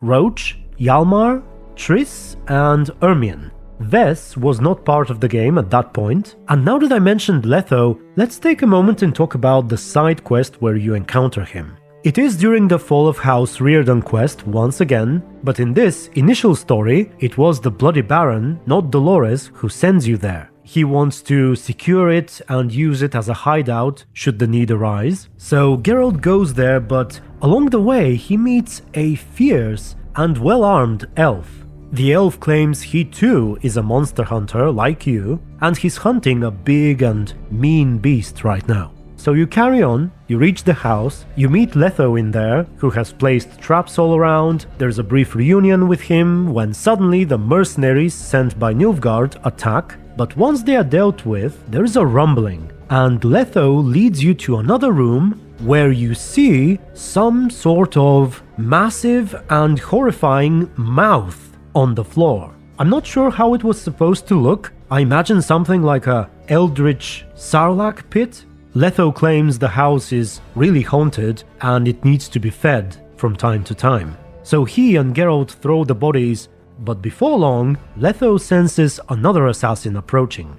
One far more dangerous. He was apparently sent by the Lodge, not Nilfgaard, and Letho claims he is as strong as Leo Bonart. That, if you're not sure, is a certain bounty hunter from the books, basically the antagonist in Ciri's personal story. He was incredibly skilled and cunning, so much that he had actually killed several witchers in his life. So the assassin appears and it turns out to be the elf you met along the way. There seems to be a 2v1 fight against him, where you eventually push him into the mouth as well, but he was somehow incredibly strong. At any rate, the witchers proceed to leave, finally, but the house is still hungry. It starts trying to block their way, throwing knives at them and whatnot, so they run into the basement and try to collapse the house on top of the mouth by destroying certain supporting pillars. Dealing with it this way is indeed one of the endings of the quest, where you sadly do not get a reward from the Baron,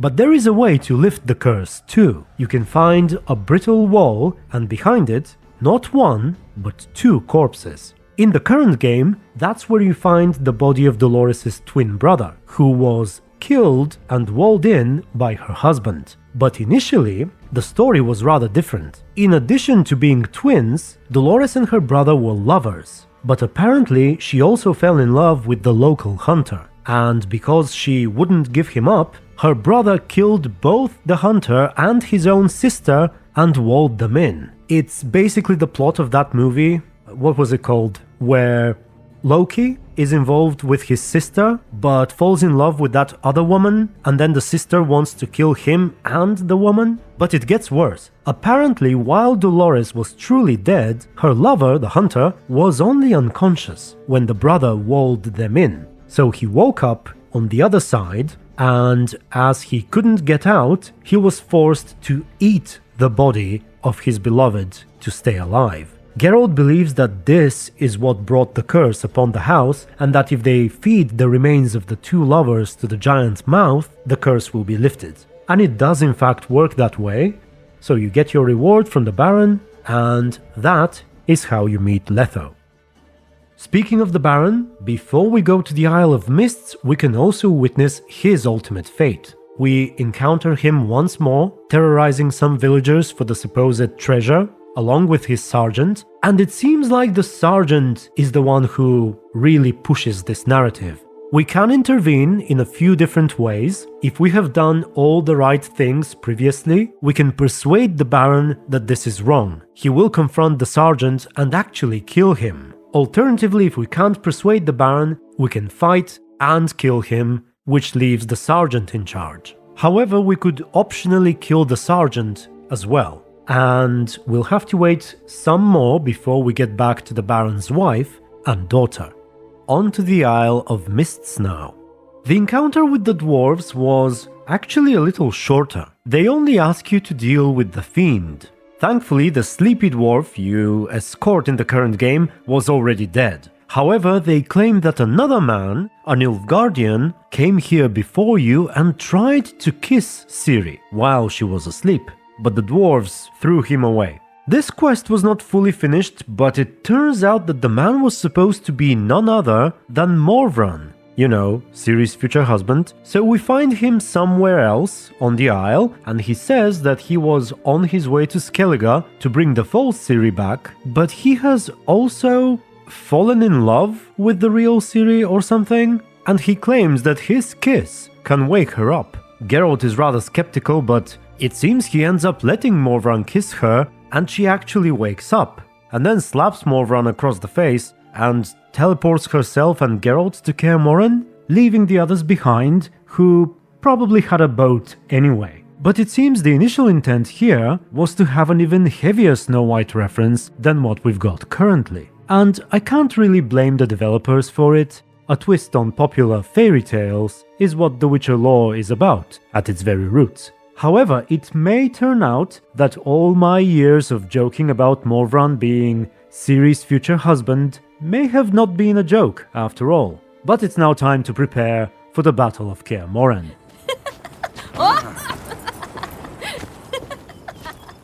The general idea was quite similar. Triss and Yennefer were actually supposed to end their relationship with you right here if you attempted to romance both of them. Also, if you hadn't romanced Triss at this point, she would not have shown up for the battle. And if Keira wasn't here either, Ermion would have had to take over the job of one of the sorceresses in the fight. Another cool scene that never made it into the game was Letho manning a catapult to cover Lambert and Geralt's escape instead of Triss with her fireballs. Letho could also die in the battle. Speaking of dying, Vesemir was not supposed to die at all. Instead, in the end, Avallac'h would disappear. Actually, he would disappear at some point before the ending of the battle and would suddenly reappear along with the unicorn. You know, the one Geralt freed from the eternal fire? And together they would push away the wild hunt. Sadly, the unicorn had to sacrifice its life to achieve that. There is even a funeral for the unicorn and anyone else who might have died after the battle. For those of you who don't know, by the way, the unicorns are sentient creatures in this universe. But possibly the most radical change is that only the sorceress whom you chose to romance will accompany you from here until the end of the game, basically. And there is a lot left. It should default to Yennefer if you didn't romance anyone, but if you chose Triss, Yennefer gets angry once again and just leaves. This is again quite similar to the Roche and Iorveth path in The Witcher 2, where you get to play a whole act of the game with a different companion. Now you might say that for Yennefer to abandon the search for Ciri, especially at this point, is somewhat out of character, and I would agree. Even if Geralt chose Triss, I don't think that's reason enough. But honestly, the original story doesn't seem entirely finished around these parts because we don't really have any information about what the sorceresses do or where they go after they leave. But let's go back to the story. So after the battle, Avallac'h, Ciri, Geralt and the chosen sorceress form a plan to take out the three generals of the Wild Hunt, starting off with Imlerith. And with that, we begin the final third act of the game. Let me guess. She's got a dragon. We head back to Velen for the Sabbath. It's not just Geralt and Ciri, but Avallac'h and Triss or Yen as well. Sadly, most of the work is still done by Geralt and Ciri because the others claim that the Crones can detect their magic. Avallac'h also tells us that in order to attend the Sabbath, we need to bring an offering. I'll let you guess what this offering is. If you guessed some sort of special alcohol for the third time in the game, you'd be right. And it is once again at Crow's Perch too. We can also ask Avallac'h how he knows about all these things, and he shares an interesting piece of information, that a long time ago it was actually he who brokered an agreement between the Wild Hunt and the Crones. Apparently the Wild Hunt gave the ancient oak to the Crones, which sustains them, and in exchange they care for it and make sure it produces the fruits, which Imlerith and some of the other soldiers eat, and that makes them exceptionally strong and violent. Meanwhile, in the current game, it only gives one ability point.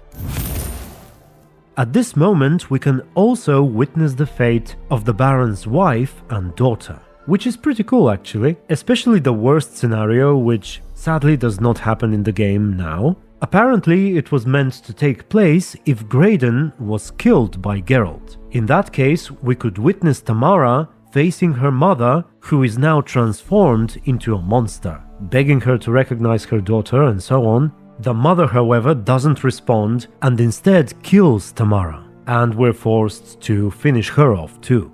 Now, if Graydon is alive, he and Tamara could try to lift the curse from the mother by luring her into a circle of mirrors. This could somehow lead to two outcomes, one where you end up killing the mother and Tamara gets angry, but Graydon understands that it had to be done, and another where you end up restoring Anna's human form, however Graydon is sacrificed along the way, and in his final moments he would instruct his people to lead the mother and daughter away to safety. We then continue to Crow's Perch. However, a conflict between the locals and the Nilfgaardians gets in the way, and we meet Morvran once again, who has laid a siege around the Baron's castle. He asks Geralt and Ciri to stay for dinner. It turns out that the Imperials have cut off supplies to the castle and wait for the people to surrender. Geralt and Ciri have to get in, however, so Morvran suggests that perhaps Geralt and Ciri can convince the castle folk to surrender immediately, and that way Morvran would not have to kill them, but only take them prisoner. There is actually a fair bit of dialogue here about Nilfgaard's plans, intentions, and morality. Also, something might be brewing between Morvran and Ciri. On our way out, still in the Nilfgaardian camp, we see the Baron himself drinking in the canteen or something, assuming he's still alive. He has apparently given up on being the local leader and has decided to leave this place along with the Nilfgaardians. I'm not sure if the fate of his wife and daughter that we just witnessed affects this in any way. However, the Baron can reveal to us the location of a secret passage out of Crow's Perch. In the current game, it's likely the one we use much earlier to get inside if we kill his men. But in this early version, it enables arguably the best ending of what is about to happen immediately afterwards. So Geralt and Ciri go to the Temerians, who are fortified within Crow's Perch, and there's a whole bunch of variables here. But I'll try to give you the general summary. Basically, the people inside are attempting to coordinate an attack against the Nilfgaardians by alerting small groups of Temerians around the area and strike together.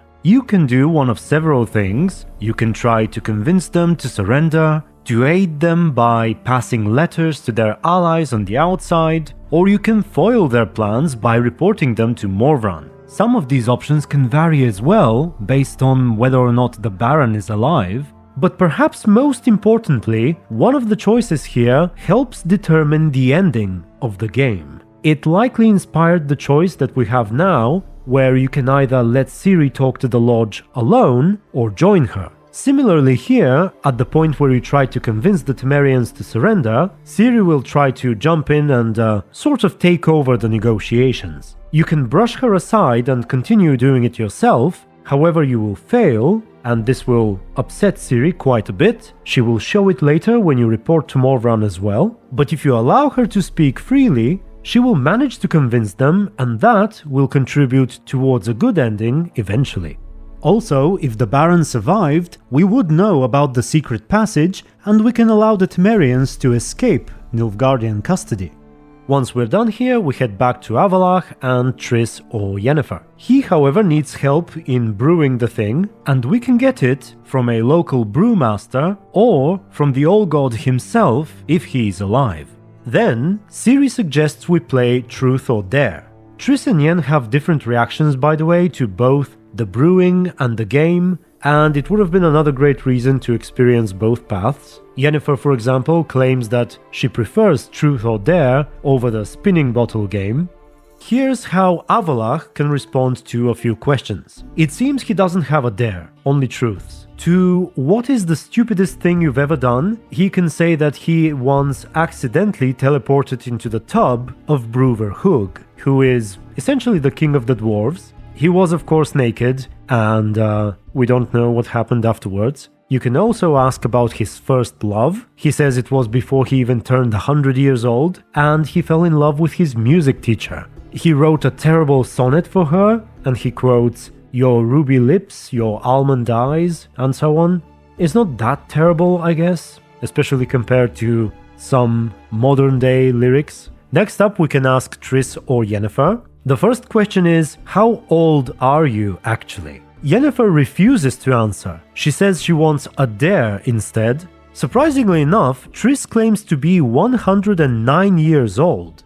But apparently, thanks to magic, she looks even younger than Geralt. Now this seems like an obvious mistake, since she is clearly younger than Yennefer in the books, and Yen herself is perhaps a few years short of 109. Anyway, we get to the important question now, which is, how many men have you had besides Geralt? Yennefer says 75 men, 8 women, and 2 demons. Geralt is shocked. However, this time Triss refuses to answer and she demands a dare instead. And conveniently we have dares for both of them. The first one is to drink an entire pint in one go. Yennefer claims she expected something more original and drinks the whole thing, even offers to burp afterwards, but Geralt doesn't insist. Triss makes an attempt, but she chokes halfway through and apparently fails, though we can still commend her effort. And now for the more interesting dare, it is to kiss Avallac'h.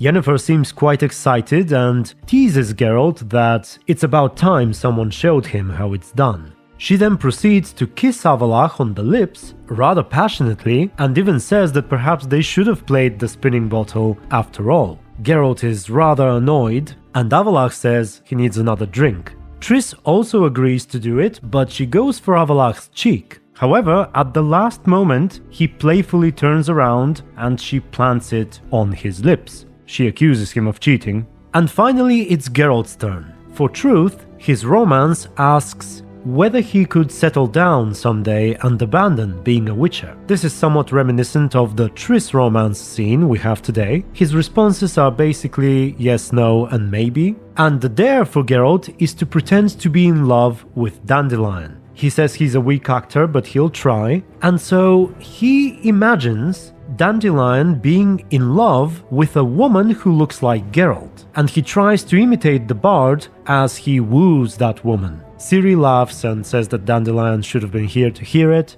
And in the end, she, as well as the Old God, who, by the way, the Old God was here the whole time if he was alive. The two of them want to be given a truth or dare question as well, but Avallac'h says it's too late and they finish the game. Finally, we head to the actual Sabbath. A succubus takes them on a boat, this time across the lake. She flirts with Geralt a little bit, and he and Ciri introduce themselves with false names. Geralt is Vince the Sorcerer, and Ciri is Philly, his assistant. The succubus tells them to drink some of the offering, and they do so. And from that point onwards, the drink starts affecting them more and more as time passes. Now, I should say that this part is quite a bit rougher than what we have currently in the game. Lots of graphic and unpleasant stuff going on. For example, instead of the old man who greets us, there's a creepy guy who calls himself the Gardener. He appears to be selling dead bodies as well as organs. Additionally, he claims to sell a potion that turns you into a mindless slave, suggesting that it's the perfect gift for a housewife. At that point, Ciri wanders away. Geralt loses track of her for a while. He asks the gardener if he has seen where she went, but he jokes about how she will soon return as one of his wares. Next to him is another creepy guy who sells fingers and ear wax. He claims that demons buy fingers for luck. Geralt then meets a woman called the Guide who tries to seduce him, and the seduction is rather unlike what we've seen and heard in the game so far. It's more vulgar and direct. If Geralt hesitates and doesn't respond, she says that he probably prefers to do these things with Ciri instead, which sort of happens in the game as well when you talk to the Crones in the tapestry. She's my daughter by choice. I raised her. If she's shapely, what does it matter? Matters to me. And for a good reason, because this appears to be Whispers in her human form. At this point, Ciri and Geralt get even more drowsy, unfocused, and generally affected by the peculiar stuff they drank. Ciri even more so, probably because she's not a witcher. She starts asking the same questions over and over again, begins saying some peculiar and ominous things. Next up, we stumble upon, let's just call it a romance scene between a succubus and a fiend. Geralt and Ciri apparently cannot believe their eyes, they're not sure if it's real or not, partially because the fiend can speak. This scene seems to happen right around where you normally encounter Thekla, and I imagine that the Thekla encounter eventually replaced it. There is even a fiend at the end of it, after you loot the coin. But anyway, as the conversation goes on, Geralt is given a few tests, and if he answers them correctly, he can proceed. Otherwise, we have to fight both monsters. And it goes like this for a while. Eventually, we stumble upon the other two Crones in their human forms. There's a riddle involving the Baron's wife. We hear voices telling Geralt that he brought Ciri here to sell her to the Crones, which I approve of. 10? 20? We also meet the Peller, who has gotten himself in trouble with a man described as a necromancer. Other intoxicated people have captured him, but through the correct dialogue choices, we can persuade them to spare the Peller. And finally, after all the madness, we approach the top. Ciri is in a bad shape, and we decide to separate. Geralt will handle both the Crones and Imlerith, while Ciri will try to steal the fruit before Imlerith can get to it. At the peak, Geralt sees the Crones in their human forms once again, and behind them, likely in a similar fashion, Imlerith, looking smug and all. The Crones begin their croning speeches, and then suddenly the tree dies. It appears that Avallac'h and the sorceress have been able to destroy it somehow. When that happens, the Crones freak out and teleport away or run away or something, and then Imlerith proceeds to fight Geralt.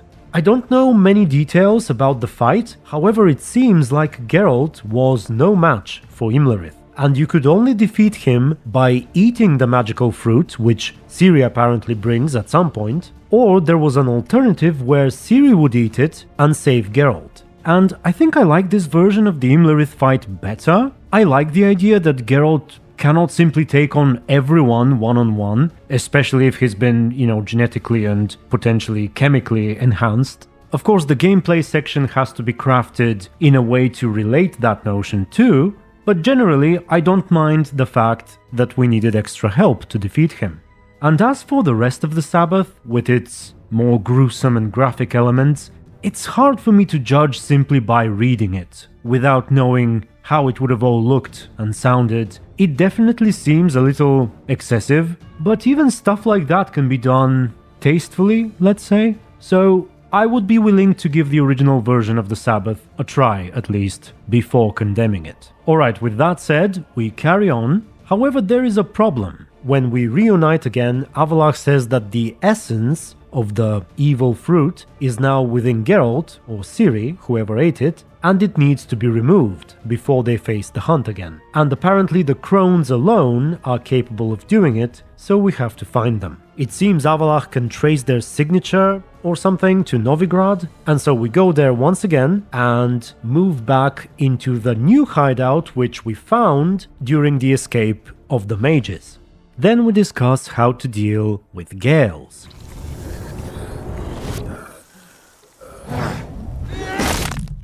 The plan is rather similar, but the problem is Corine Tilly is missing. So Ciri and Geralt find Roche, who apparently thinks that Corinne has been kidnapped and Radovid is behind it. Roche also seems quite affected by Corinne's loss and even doubts the intentions of Geralt and Ciri. He thinks they're only willing to help because she serves a purpose to them. But you can assure him that he is your friend and you genuinely care. And so we go on a search for Corinne. It is again a rather lengthy investigation, even involving a secret meeting with Radovid, which is rather cool. He pretends to be a priest who takes confessions at a certain church, and Geralt has to find a way to make an appointment to speak to him. But at length it appears that Radovid isn't the one who kidnapped her. However, the king is very much interested in capturing her too, and we figure out that perhaps one of the people from the Big Five has her instead. There is a funny and maybe a little nonsensical scene where Avallac'h teaches Geralt to essentially mind control a rat to see and hear through it and infiltrate the place where the Big Five congregate. It was meant to be a fully playable section where you control the rat and sneak around, and eventually you seem to learn that Corinne is taken by one of them, but we don't know by whom. Then there is another questionable part where Avallac'h is able to magically speak to Corinne without even knowing where she is. She can't respond, but he can send messages to her, and he comes up with this elaborate plan where Triss or Yennefer will set up a meeting with the Big Five on Dijkstra's ship, and Corinne will tell her captor, who is still unknown, that she's had a dream where Triss or Yennefer sets up a meeting with the Big Five on the ship, and it's actually a trap. And so the captor will know not to show up to the meeting, and therefore the person who's missing will be the one who has Corinne. Anyway, the plan works, and Geralt figures out that it's the King of Beggars who has Corinne. There we go. So he literally breaks into his house and starts threatening his wife and his little baby and acts like an absolute thug. This scene apparently assumes that Geralt has eaten the evil fruit, which is really cool actually. Technically, you can go looking for the Crones as soon as you arrive back at Novigrad and cure this evil fruit. But otherwise there is a whole section of quests you can do while under the effects of the fruit, and if you choose to do that, Geralt's personality will essentially be different. You will have a whole host of unique dialogue based around this, and it is another great example of the players being encouraged to do multiple playthroughs and experience everything. But back to terrorizing the King of Beggars. So he gets scared and reveals everything, including the fact that Corinne is a Nilfgaardian spy. Geralt then goes to the basement where Corinne is held. He finds her badly injured, but he sort of makes fun of her. However, things suddenly escalate. Ciri and Roche show up, along with one of Iorveth's people, who says that Iorveth intends to blow up the ship on which the Big Five, or rather 4 of them, are meeting with Triss or Yennefer. He will do it by crashing a boat with explosives into it. Geralt and Roche naturally get mad because Iorveth knew that Triss or Yennefer would be on that ship. However, the elf says that Iorveth actually infiltrated the ship to get the sorceress out before it blows up, but he's taking way too long, and that's why he came to Roche and Geralt. At this point, you can decide whether to focus on stopping the boat or getting the sorceress out. The difference is that if you don't stop the boat, that leads to the death of the 4 crime lords. At length, regardless of your choice, Iorveth, the sorceress, Roche and Geralt all survive, and you can even try to convince the Big 4, if they survive as well, that it was the King of Beggars who tried to kill them, but they don't seem to believe it. Finally, before the quest concludes, Geralt can tell Roche the truth about Corinne being a Nilfgaardian spy. If we tell him, Roche is rather shocked and vows to talk to her about it.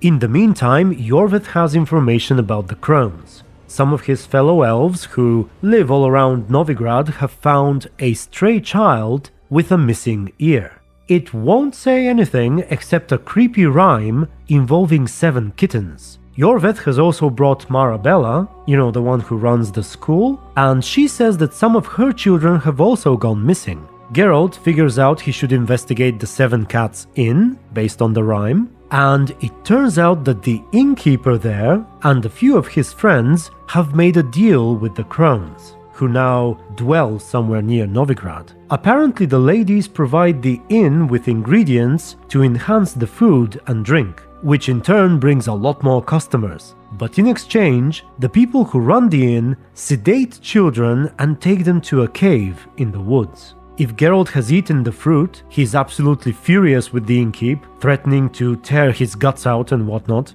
Geralt then finds a little girl in the cave and escorts her home. Again, if you've eaten the fruit, you can get extremely annoyed at this girl because she can't properly explain where she lives. There is some funny dialogue where she asks Geralt if he's been eating too much sugar. So eventually you arrive at her house, and in dialogue with her parents, you piece together the whole situation. It appears that the Crones have made a new home somewhere close to Novigrad after the Great Oak died, and they have slowly begun re-establishing a new power base. They have started helping the locals in various ways. They act as healers. They apparently chased away the roaming monsters. There have been fewer bandit raids since they settled in, and generally lives of the locals have been improved since the arrival of the ladies. However, this is mostly a facade. It seems that the Crones have actually found ways to influence and control the monsters and the bandits, and they use them to do their bidding. And all the good they do for the villagers is ultimately so they can have access to their children. They also have a cool new house on a tree, and I must say I like that part. I like the concept of the Crones falling out of style and attempting to relocate and re-establish themselves. Perhaps it would have been a good setup for a longer quest or an expansion or something, but unfortunately the whole situation is rather short-lived. Geralt and Ciri track them down and kill them without too much trouble. The Crones do try to convince Geralt to keep the effects of the fruit for himself. They also try to trick him by telling him to let them drink his blood, apparently suggesting that that is what the cure is, but he won't fall for any of it, and it seems that he and Ciri rather easily dispatch them, and that's all there is about the Crones. So we're off to get Gales, but before that we witness an argument between Corine and Roche. This happens if you reveal the truth about her Nilfgaardian ties. It looks like Roche completely ends their relationship, despite her begging him to understand. Later on, he speaks as though he's about to kill himself, but apparently doesn't. Other than that, not much is known about their relationship. I suppose it's a bit of a shame that it ends like this, despite going through many trials and tribulations all throughout most of the plot of the game. And it's an even bigger shame that all of it was eventually removed, as we know. Honestly, I like the idea of Roche falling in love and Corine being a more interesting character in general. I suppose one clue of this initial story that might still be in the game is Corine's outfit. It's quite revealing, and it may be because at one point she was meant to pretend to be a prostitute. Crawl back under your rock. Okay, before we move on with Gales, I'd like to quickly bring up Iorveth's side quest. In it, we learn that he has a daughter, and this daughter was meant to be Vernociel. She's currently in the game. This isn't a game. But isn't related to him at all. Iorveth claims that he was married before he joined the Scoia'tael and did not even know that his wife was pregnant. So the quest revolves around the resurgence of a certain cult among the local elves. And what I don't like is that they worship this mythical elven woman called Aliana, also referred to as the Bloody Mother, whose legend is way too similar to that of Lara Dorren. Specifically the part which says that wherever her blood is spilled, a certain flower grows. And this similarity is never acknowledged by anyone, which I find to be rather strange. At any rate, Vernociel had convinced herself that she is the reincarnation of this woman, and she plans on having herself sacrificed to restore the glory of the elves, or something along those lines. Apparently the flowers which would grow from her spilled blood will make the elves stronger and fearless. Ultimately, we can save her, and if we are too slow, she can die for nothing essentially, because as we thought, she wasn't actually the reincarnation of this Bloody Mother, and her sacrifice achieves nothing. I should say that there is a sense in this version of the game of the side quests being somewhat underdeveloped. This is likely because CDPR were focused primarily on the main plot, especially at such an early point in development, and I ultimately decided to skip a handful of side quests in this video, but if you'd like to read about them, you can check the document, they should be right at the end. Anyway, back to Gales. Before we depart, Avallac'h has this lengthy and profound monologue about space and time, traveling between worlds and Ciri, which is rather good. You'll find out soon enough that the original version of the story had a lot more Avallac'h in it, which I like very much, to be honest. And these later sections that are coming now are some of my favorite parts. So we go to the portal, except this time it's in a village occupied by the Redanians. We have to figure out a way to enter, so we pretend we are here to solve a monster problem. Avallac'h can't believe that Geralt's deception worked, and marvels at the stupidity of most humans. There are also a few cats and other disruptions of the intersections of power, but we get rid of them non-violently, and we're good to go. We enter the portal, and the first place we find ourselves in is Night City. As you know, Cyberpunk 2077 in its early stages has been in development since forever, so CDPR planned on visiting that world briefly. Avallac'h would comment that despite how advanced it is, it's broken and dying. And apparently, Geralt was intended to give some money to a junkie, and then later, when Cyberpunk comes out, there would be an Easter egg where the same character has now become rich and successful. Then, instead of underwater, they end up in a burning house. Then they find themselves briefly in Radovit's palace, then at the lake where Avallac'h first met Ciri. Geralt and Avallac'h talk about Ciri at that point, about whether Avallac'h is simply using her and so on. He denies, of course, and we finally get to the Palace of Awakening. The sequence is rather similar. Gales is painting the lady. However, instead of a peaceful conversation, apparently we had to take Gales by force. There's a conversation on the way back where he is trying to turn Geralt against Avallac'h. He talks about the bad things that the Sage has done, like genetic experiments to create the Wild Hunt. Also, on the way back, things go sideways again. Not only do they end up back in Radovit's palace, but also some weeks in the past. Eventually, though, they arrive where they should be, and the sequence with Corinne goes in a similar fashion. We show him the truth of what Eredin did, and he is now convinced and will not support him. You must face him on your terms, in this world, in a place of your choosing. It's your only chance. So Gales is dealt with, and next up we have Caranthir. Avallac'h has quite the plan on how to deal with him. Caranthir is currently somewhere in Skellige looking for the White Ships. They call them the White Ships in the document, but I believe the current game refers to them as the White Fleet. Can all of you be unfamiliar with the story of Gelban and Dillion of the White Fleet?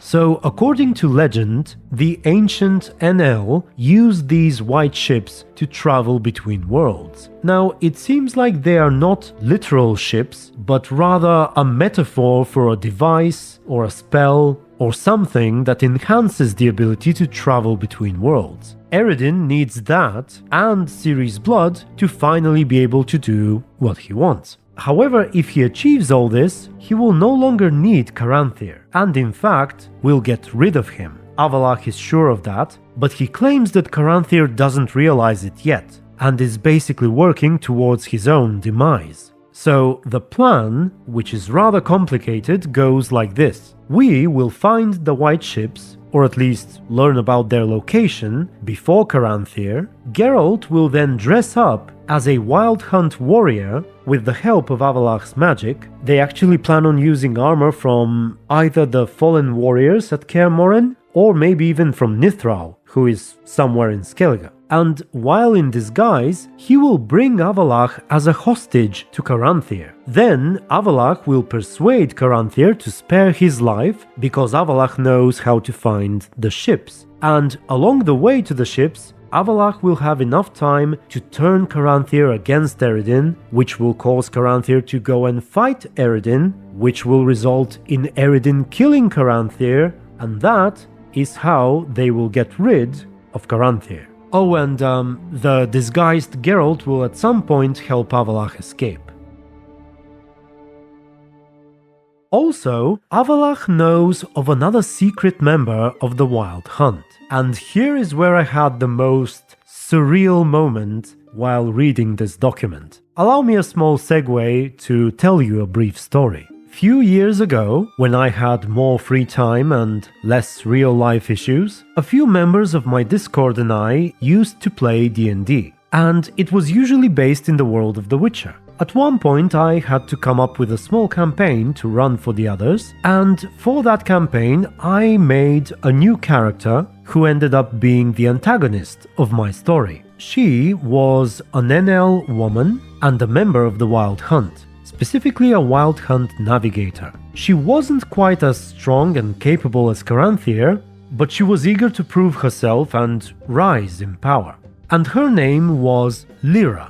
Now, back to the original story of the game. Avallac'h, after revealing his plan to deal with Caranthir, tells us of this new member of the Wild Hunt who has gotten quite close to Eredin and apparently is being prepared to replace Caranthir. And it's basically the same character from my D&D campaign. It is a female navigator of the Wild Hunt, and her name is Lyra.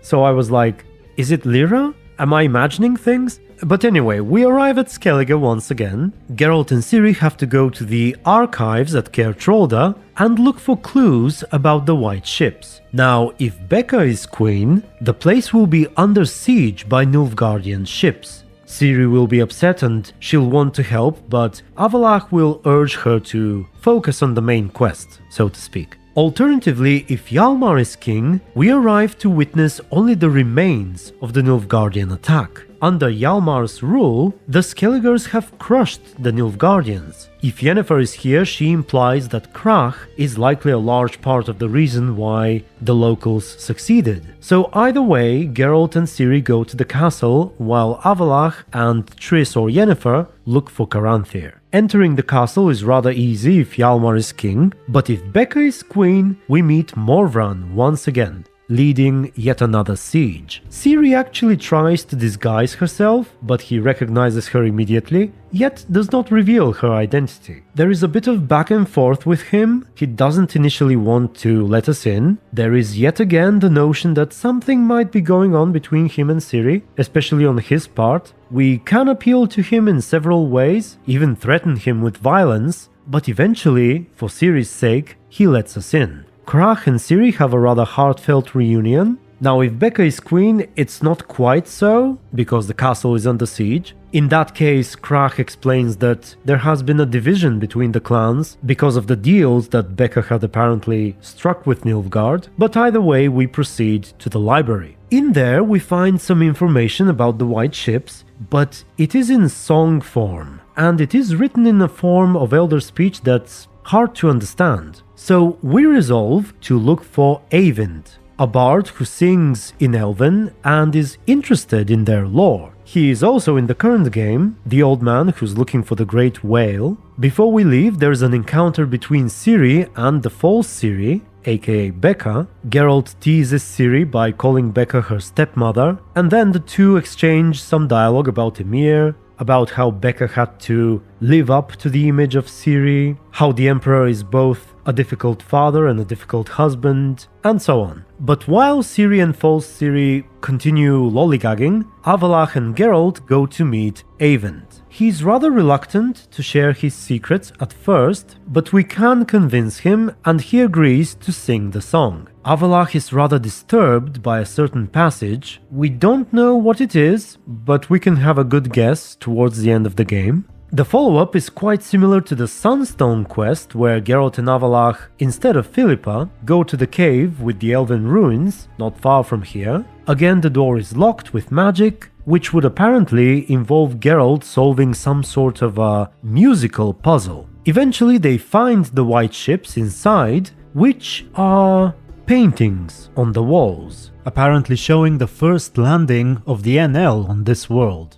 But they contain a revelation that the tower on Ard Hugtand, aka current-day Undvik, is the key. There's a bit of an exchange between Geralt and Avallac'h about whether this is all there is to the White Ships and whether they should truly share it with Caranthir, but ultimately Geralt agrees to stick to the plan. On the way back, if Becca is queen, it seems that she has reached some sort of agreement with Nilfgaard, more specifically with Morvran, and the siege is at an end. Also, soon afterwards, Nilfgaardian agents will attempt to kidnap Becca. But after a quick investigation, we intercept them right before they are able to send her back on a ship to Vizima. We even have a brief conversation with her afterwards about whether it would not have been better for her to return to the Emperor. But she disagrees. Apparently she's grown fond of this place and wishes to remain in Skellige.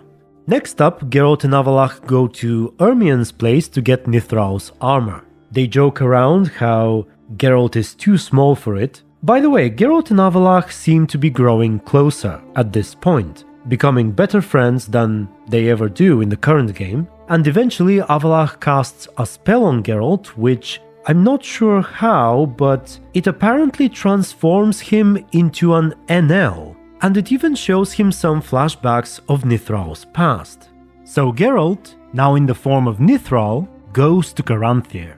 Caranthir is rather shocked to see him. They talk for a while. Geralt tells him how Eredin plans on replacing him with my D&D character. Caranthir finds that hard to believe initially, but when we mention knowing Avallac'h's location and that the sage has knowledge of the white ships, Caranthir takes the bait. Eventually we reach Avallac'h's hideout, which might be the exact same place where his lab is currently located. There is even a similar guardian golem. So we capture Avallac'h, we take him to the Naglfar, place him in a Dimeritium cell, and everything proceeds as planned. Avallac'h tells Caranthir about the tower. Caranthir is not quite convinced though, and so Avallac'h alters the plan. He secretly tells Geralt to steal Caranthir's sextant and with it summon Eredin here. Geralt thinks it might be too early, but Avallac'h insists, and so Geralt causes a distraction on the ship and manages to get into Caranthir's quarters.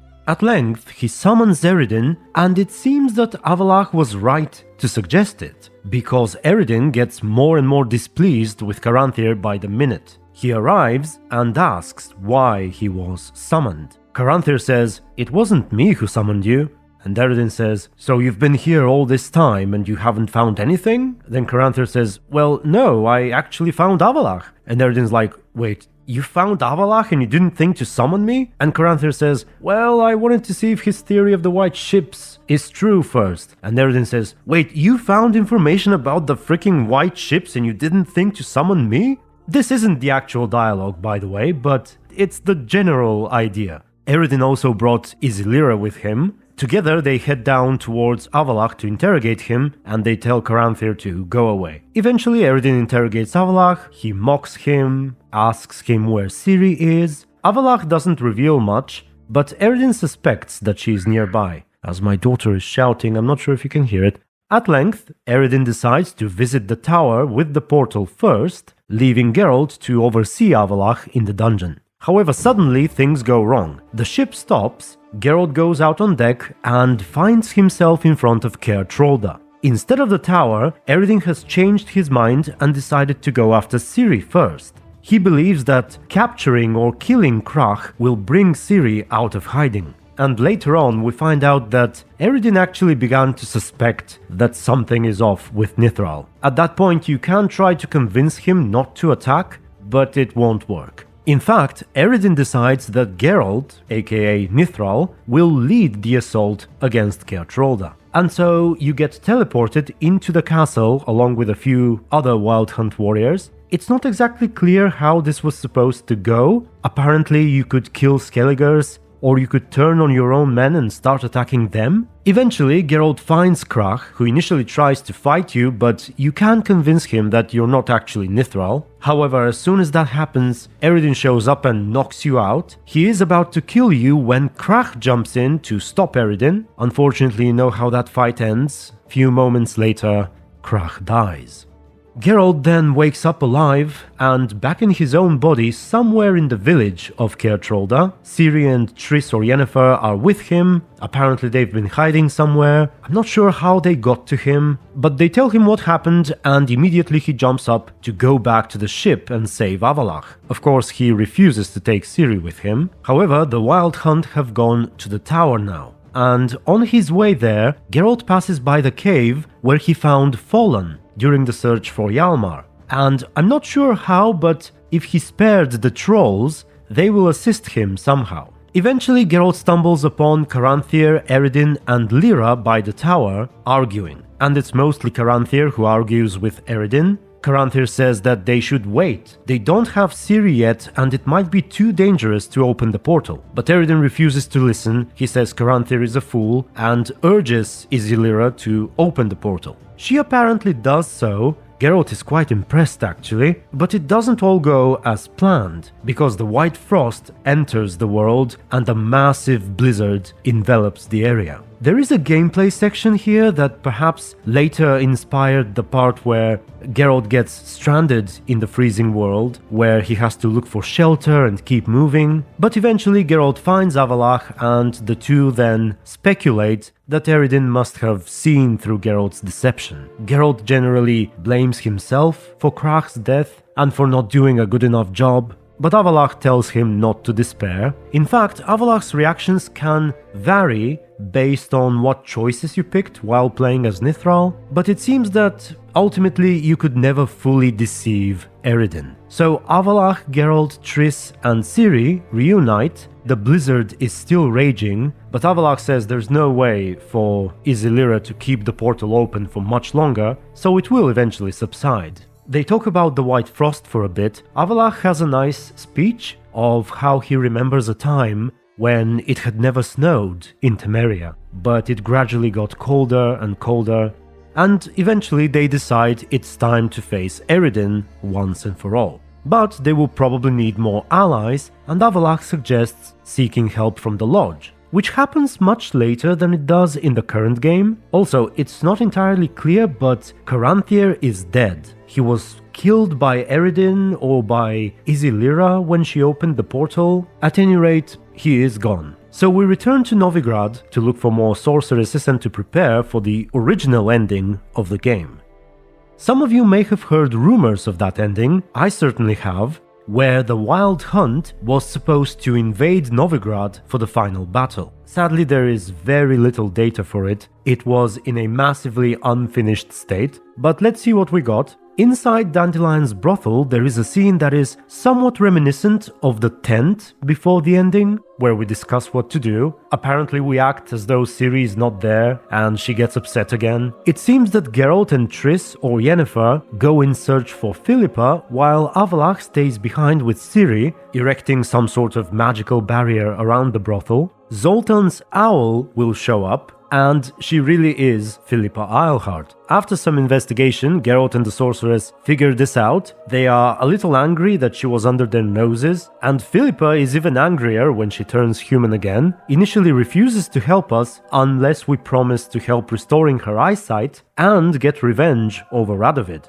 By the way, the Reason of State questline with Radovid's assassination is not in the game at this point. And neither do the endings show a clear winner of the war between Nilfgaard and the North. Apparently the game ends before the conflict is fully resolved. Now, initially I was rather surprised, but on second thought, I can't say that I see this as a big downside. I think the story works just as well without the war being concluded by the end of it. I also don't mind the absence of the Reason of State quest, aka the assassination of Radovid. I imagine many of you don't either. Especially in its current state, it's one of the worst quests in the game from a story perspective. But I do wish that there was something more about the Lodge. The sorceresses really deserve a little more love and attention. There's a lot of inspiration and characterization we can take from the books, and it's a bit of a shame that they handled the Lodge so hastily. Both in this and the current versions, actually. But anyway, let's go back to the story. So eventually, Philippa's eyes are restored with gems, There are some images here with her Witcher 2 model, which I really like. I actually prefer that over the Witcher 3 one. And somehow she manages to quickly assemble the lodge in that warehouse where Dijkstra, Roche and Thaler have their little convention. Now at this point, when the lodge gathers, both Triss and Yennefer are present, regardless of what happened, as well as Keira and Fringilla, and even Sheila from Witcher 2, if she wasn't killed. The diamond! Remove the diamond! I'll give you anything you want! The sorceresses argue back and forth, but eventually we come to the point where we make a plan, similar to the preparations for the Battle of Kaer Morhen, I suppose. There are very few details here. At one point during the battle, Keira is seen incinerating a group of Wild Hunt warriors. Sheila apparently dies, but not before she causes a massive explosion in her final moments, which kills a whole bunch of enemies alongside her. No! No! Philippa seems to be doing quite well, managing to protect Geralt from the White Frost and fight the Wild Hunt at the same time. Now, Yennefer was apparently doing something awesome. She goes Balrog mode, I guess, summoning a pair of fiery whips and slashing people left and right with them. We basically know nothing about the fight with Eredin. It was possibly similar. The dialogue in Eredin's final moments is in fact similar to what we have, where he accuses Avallac'h of tricking everyone and taking Ciri. So Geralt goes back to Skellige. There is a small hint of that in the game still, where the story recap during the loading screen at this point shows him in a boat. This is a remnant of the original events where he wasn't in Skellige during the fight with Eredin, and so he had to sail there. Anyway, upon his arrival, he witnesses something similar to what happens after you defeat Eredin currently. There was meant to be a scene where the Skelligers are uniting and planning an attack against Avallac'h, believing that he brought Ragnarok upon them. At some point, the god of the hunt appears again, the one with the special mead, and apparently he's rather excited about the coming of Ragnarok. For the rest of the quest, we will be accompanied by either Ermion, if Becca is queen, or Hjalmar, if he himself is the king.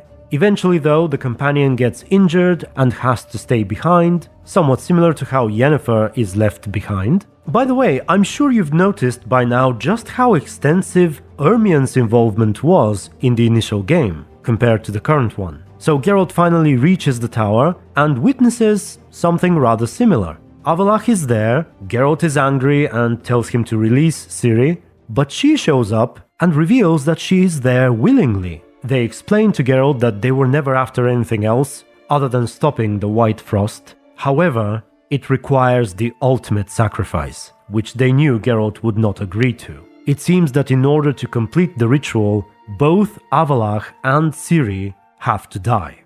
One of the options is for you to agree to their plan and let Ciri do what she set out to do. She thanks Geralt for understanding, and so does Avallac'h. He says that he's actually learned a lot from the Witcher, and he's been too hasty to judge the human race. They say their final goodbyes, and Avallac'h and Ciri do indeed sacrifice themselves to end the White Frost. Perhaps I should have told you. I see now you might have understood. Know you better than you think. The alternative choice is to try and persuade Ciri not to do it. That even if true, there will be hundreds of years before this world succumbs to the White Frost, and there must be another way. Now, whether she can be persuaded or not depends on certain choices, similar to the way the current endings work. One thing that puzzles me a little is that apparently the choices that made Ciri feel more independent and sure of herself throughout the game are the ones that enable us to convince her to change her mind in the end. But shouldn't it be the other way around? If she has grown more independent, her resolve will be even stronger and she'll be less likely to change her mind. However, I could be wrong, so let's not read too much into it. At any rate, if you succeed in persuading her, she apologizes to Avallac'h and joins Geralt. Avallac'h is quite upset to see this, but he will not relent and decides to fight them. So a final battle begins where Ciri and Geralt both fight Avallac'h. There seems to be quite a lot of tension throughout the whole thing. Avallac'h is, on one hand, intent on doing what he must, but there is also a sense that he's holding back, and until the very end he keeps hoping that he won't actually have to kill Geralt. Meanwhile, the time to make a move against the White Frost is about to run out, and Avallac'h makes one last appeal to Geralt's senses and vows that he will kill him otherwise. He even offends Geralt deeply by referring to him for the first time in the game as Dwan. Now, Geralt is apparently really tired at that point, but he doesn't relent either, and we literally don't know what happens at the end. Probably Avallac'h dies. We only know that Geralt and Ciri survive, and we get one of the, quote, good endings where Avallac'h is not mentioned at all. Honestly, I love these final moments. The relationship between Geralt and Avallac'h seems far stronger than it is in the current game, and it really is an intense situation. We do also get to learn a lot more and spend so much more time with the other members of the Wild Hunt, which improves the atmosphere of the final moments, and I think addresses many of the complaints that some people have about the game currently, that the Wild Hunt as villains are just not very well fleshed out, which I tend to agree with.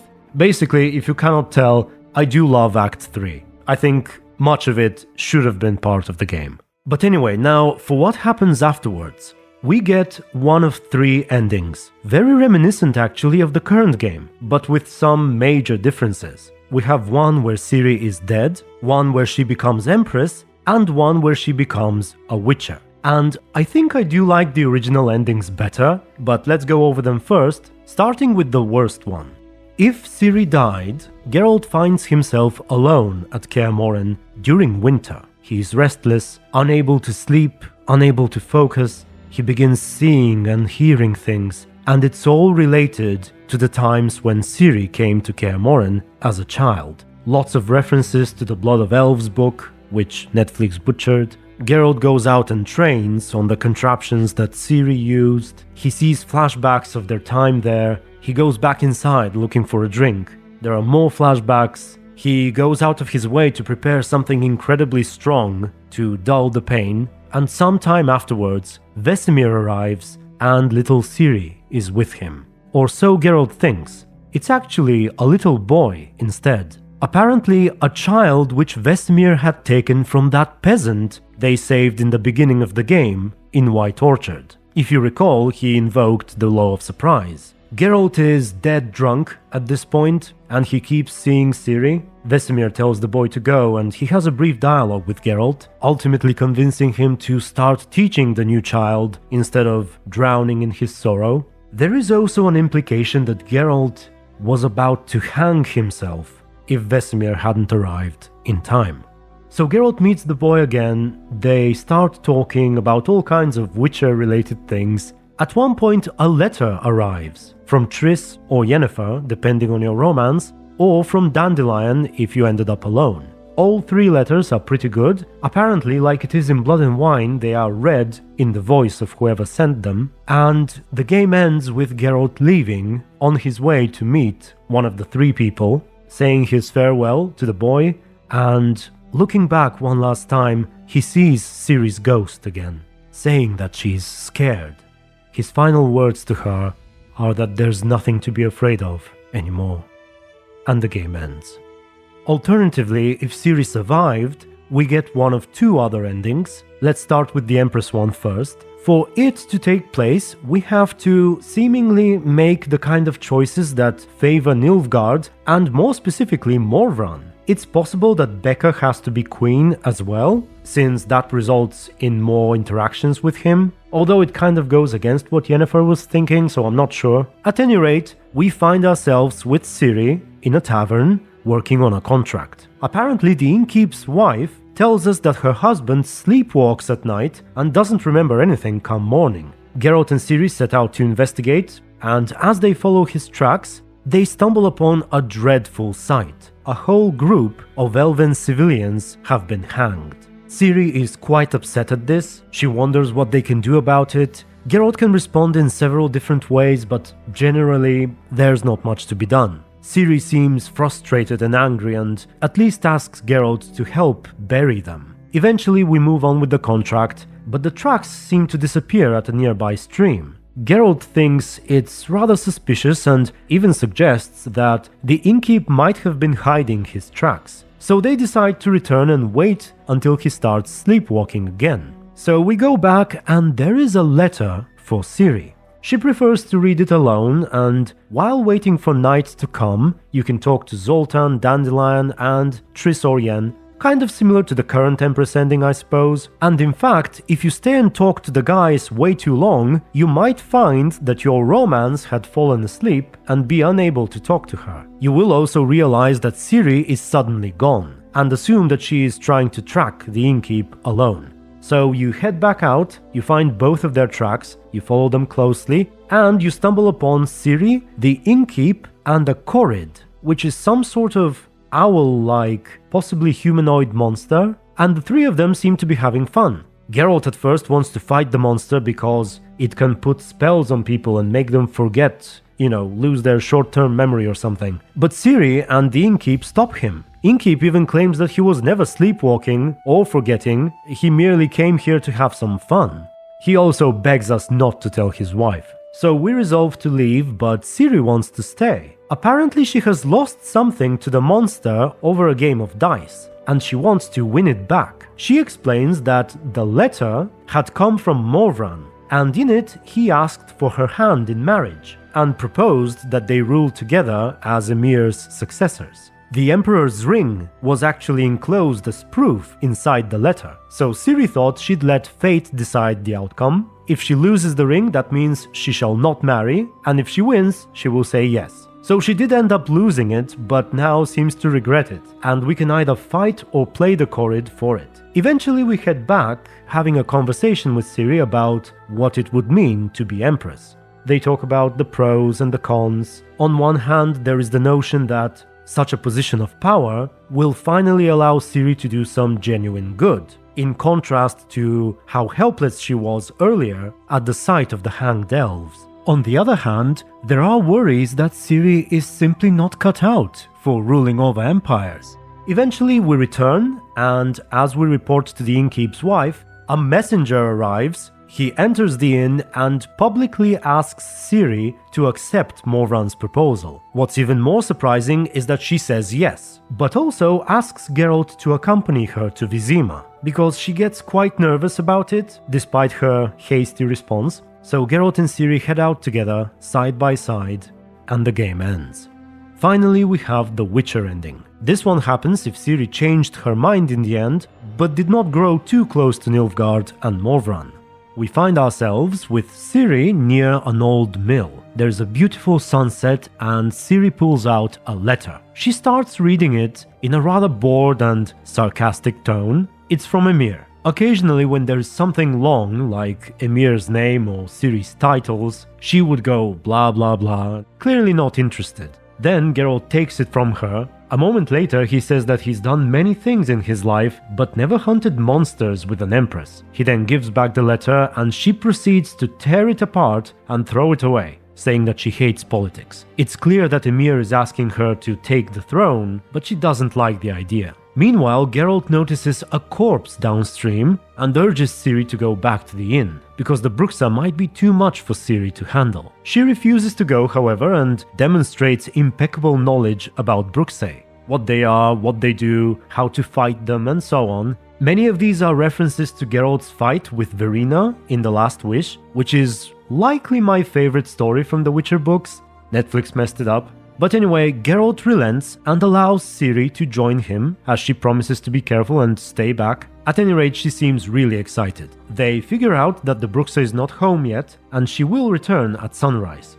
It is night now, and they spend it trying not to fall asleep in case the Bruxa returns. They talk about Ciri's future, about why she does not wish to become Empress. It seems she wants to be a Witcher instead, like Geralt, but he cautions her that it's a harsh, dangerous, and rather short life, and that she might actually be better off as an Empress.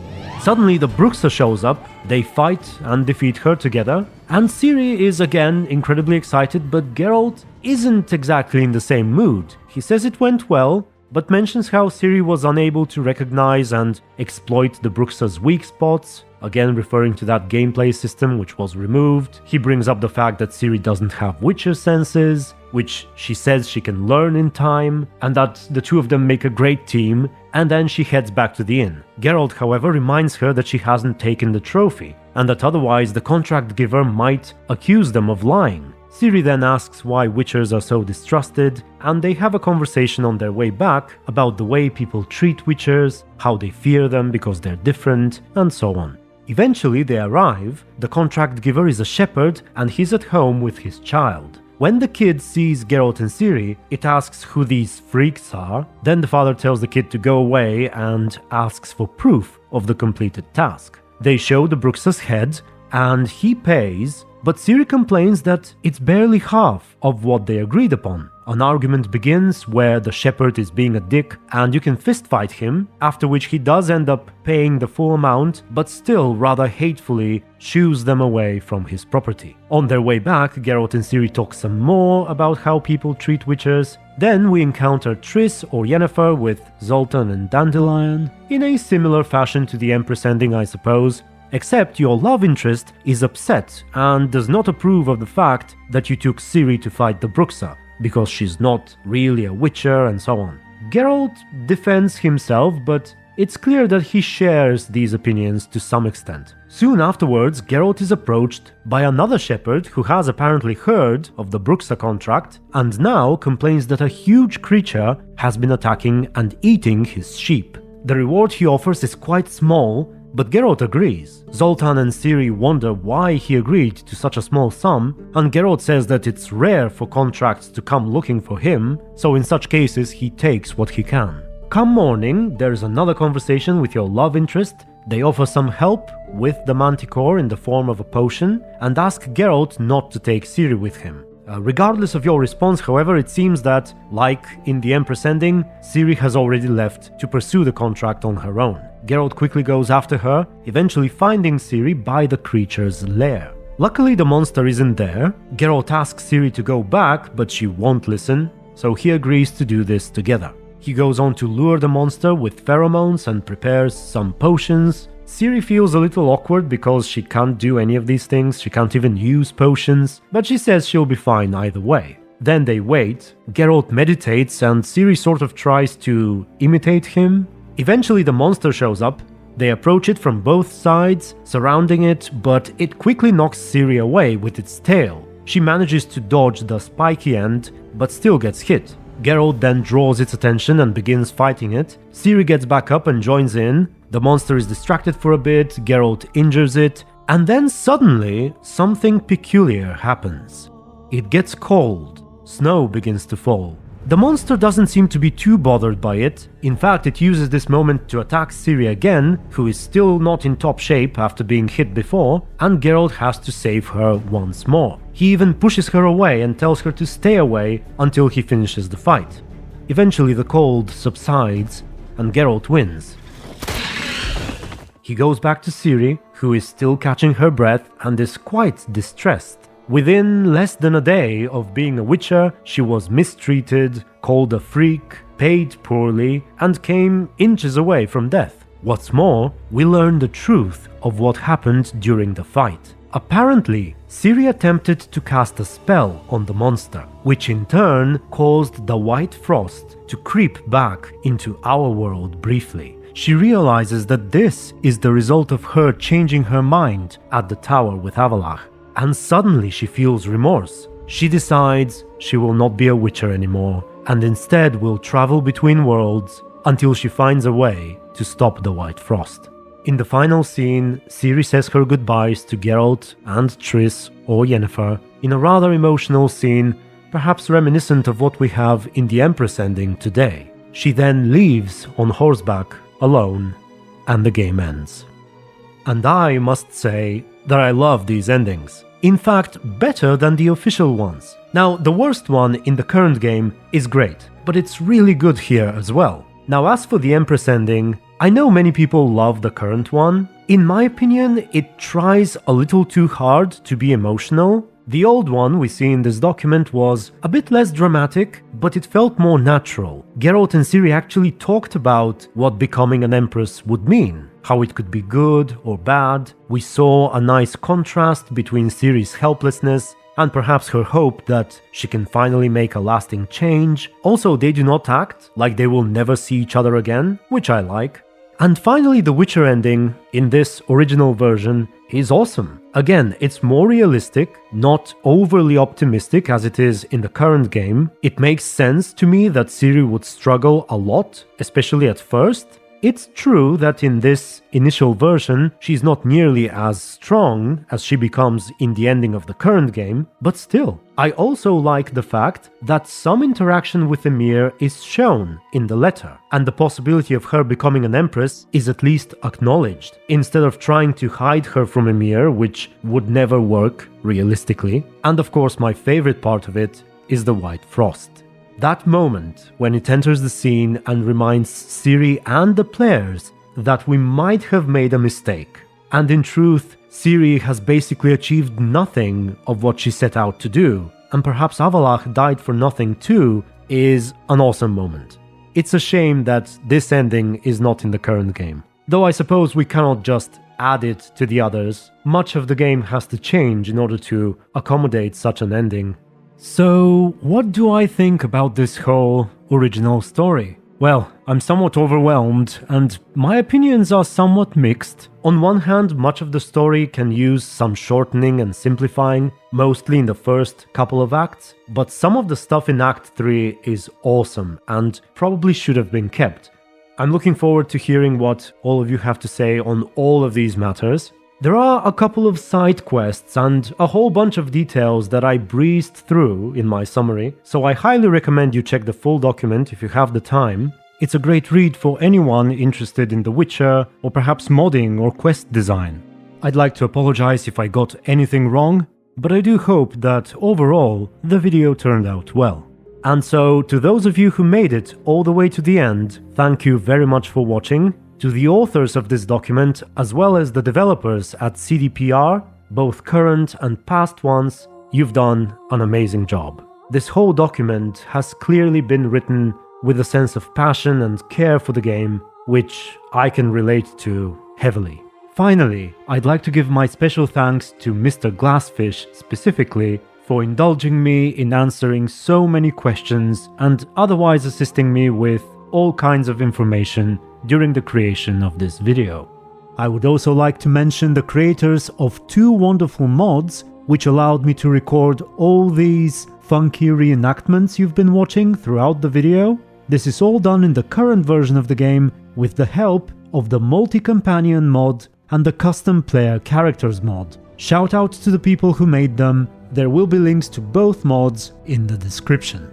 Last but not least, special thanks to all my supporters and YouTube members, and until the next video, stay tuned and be good.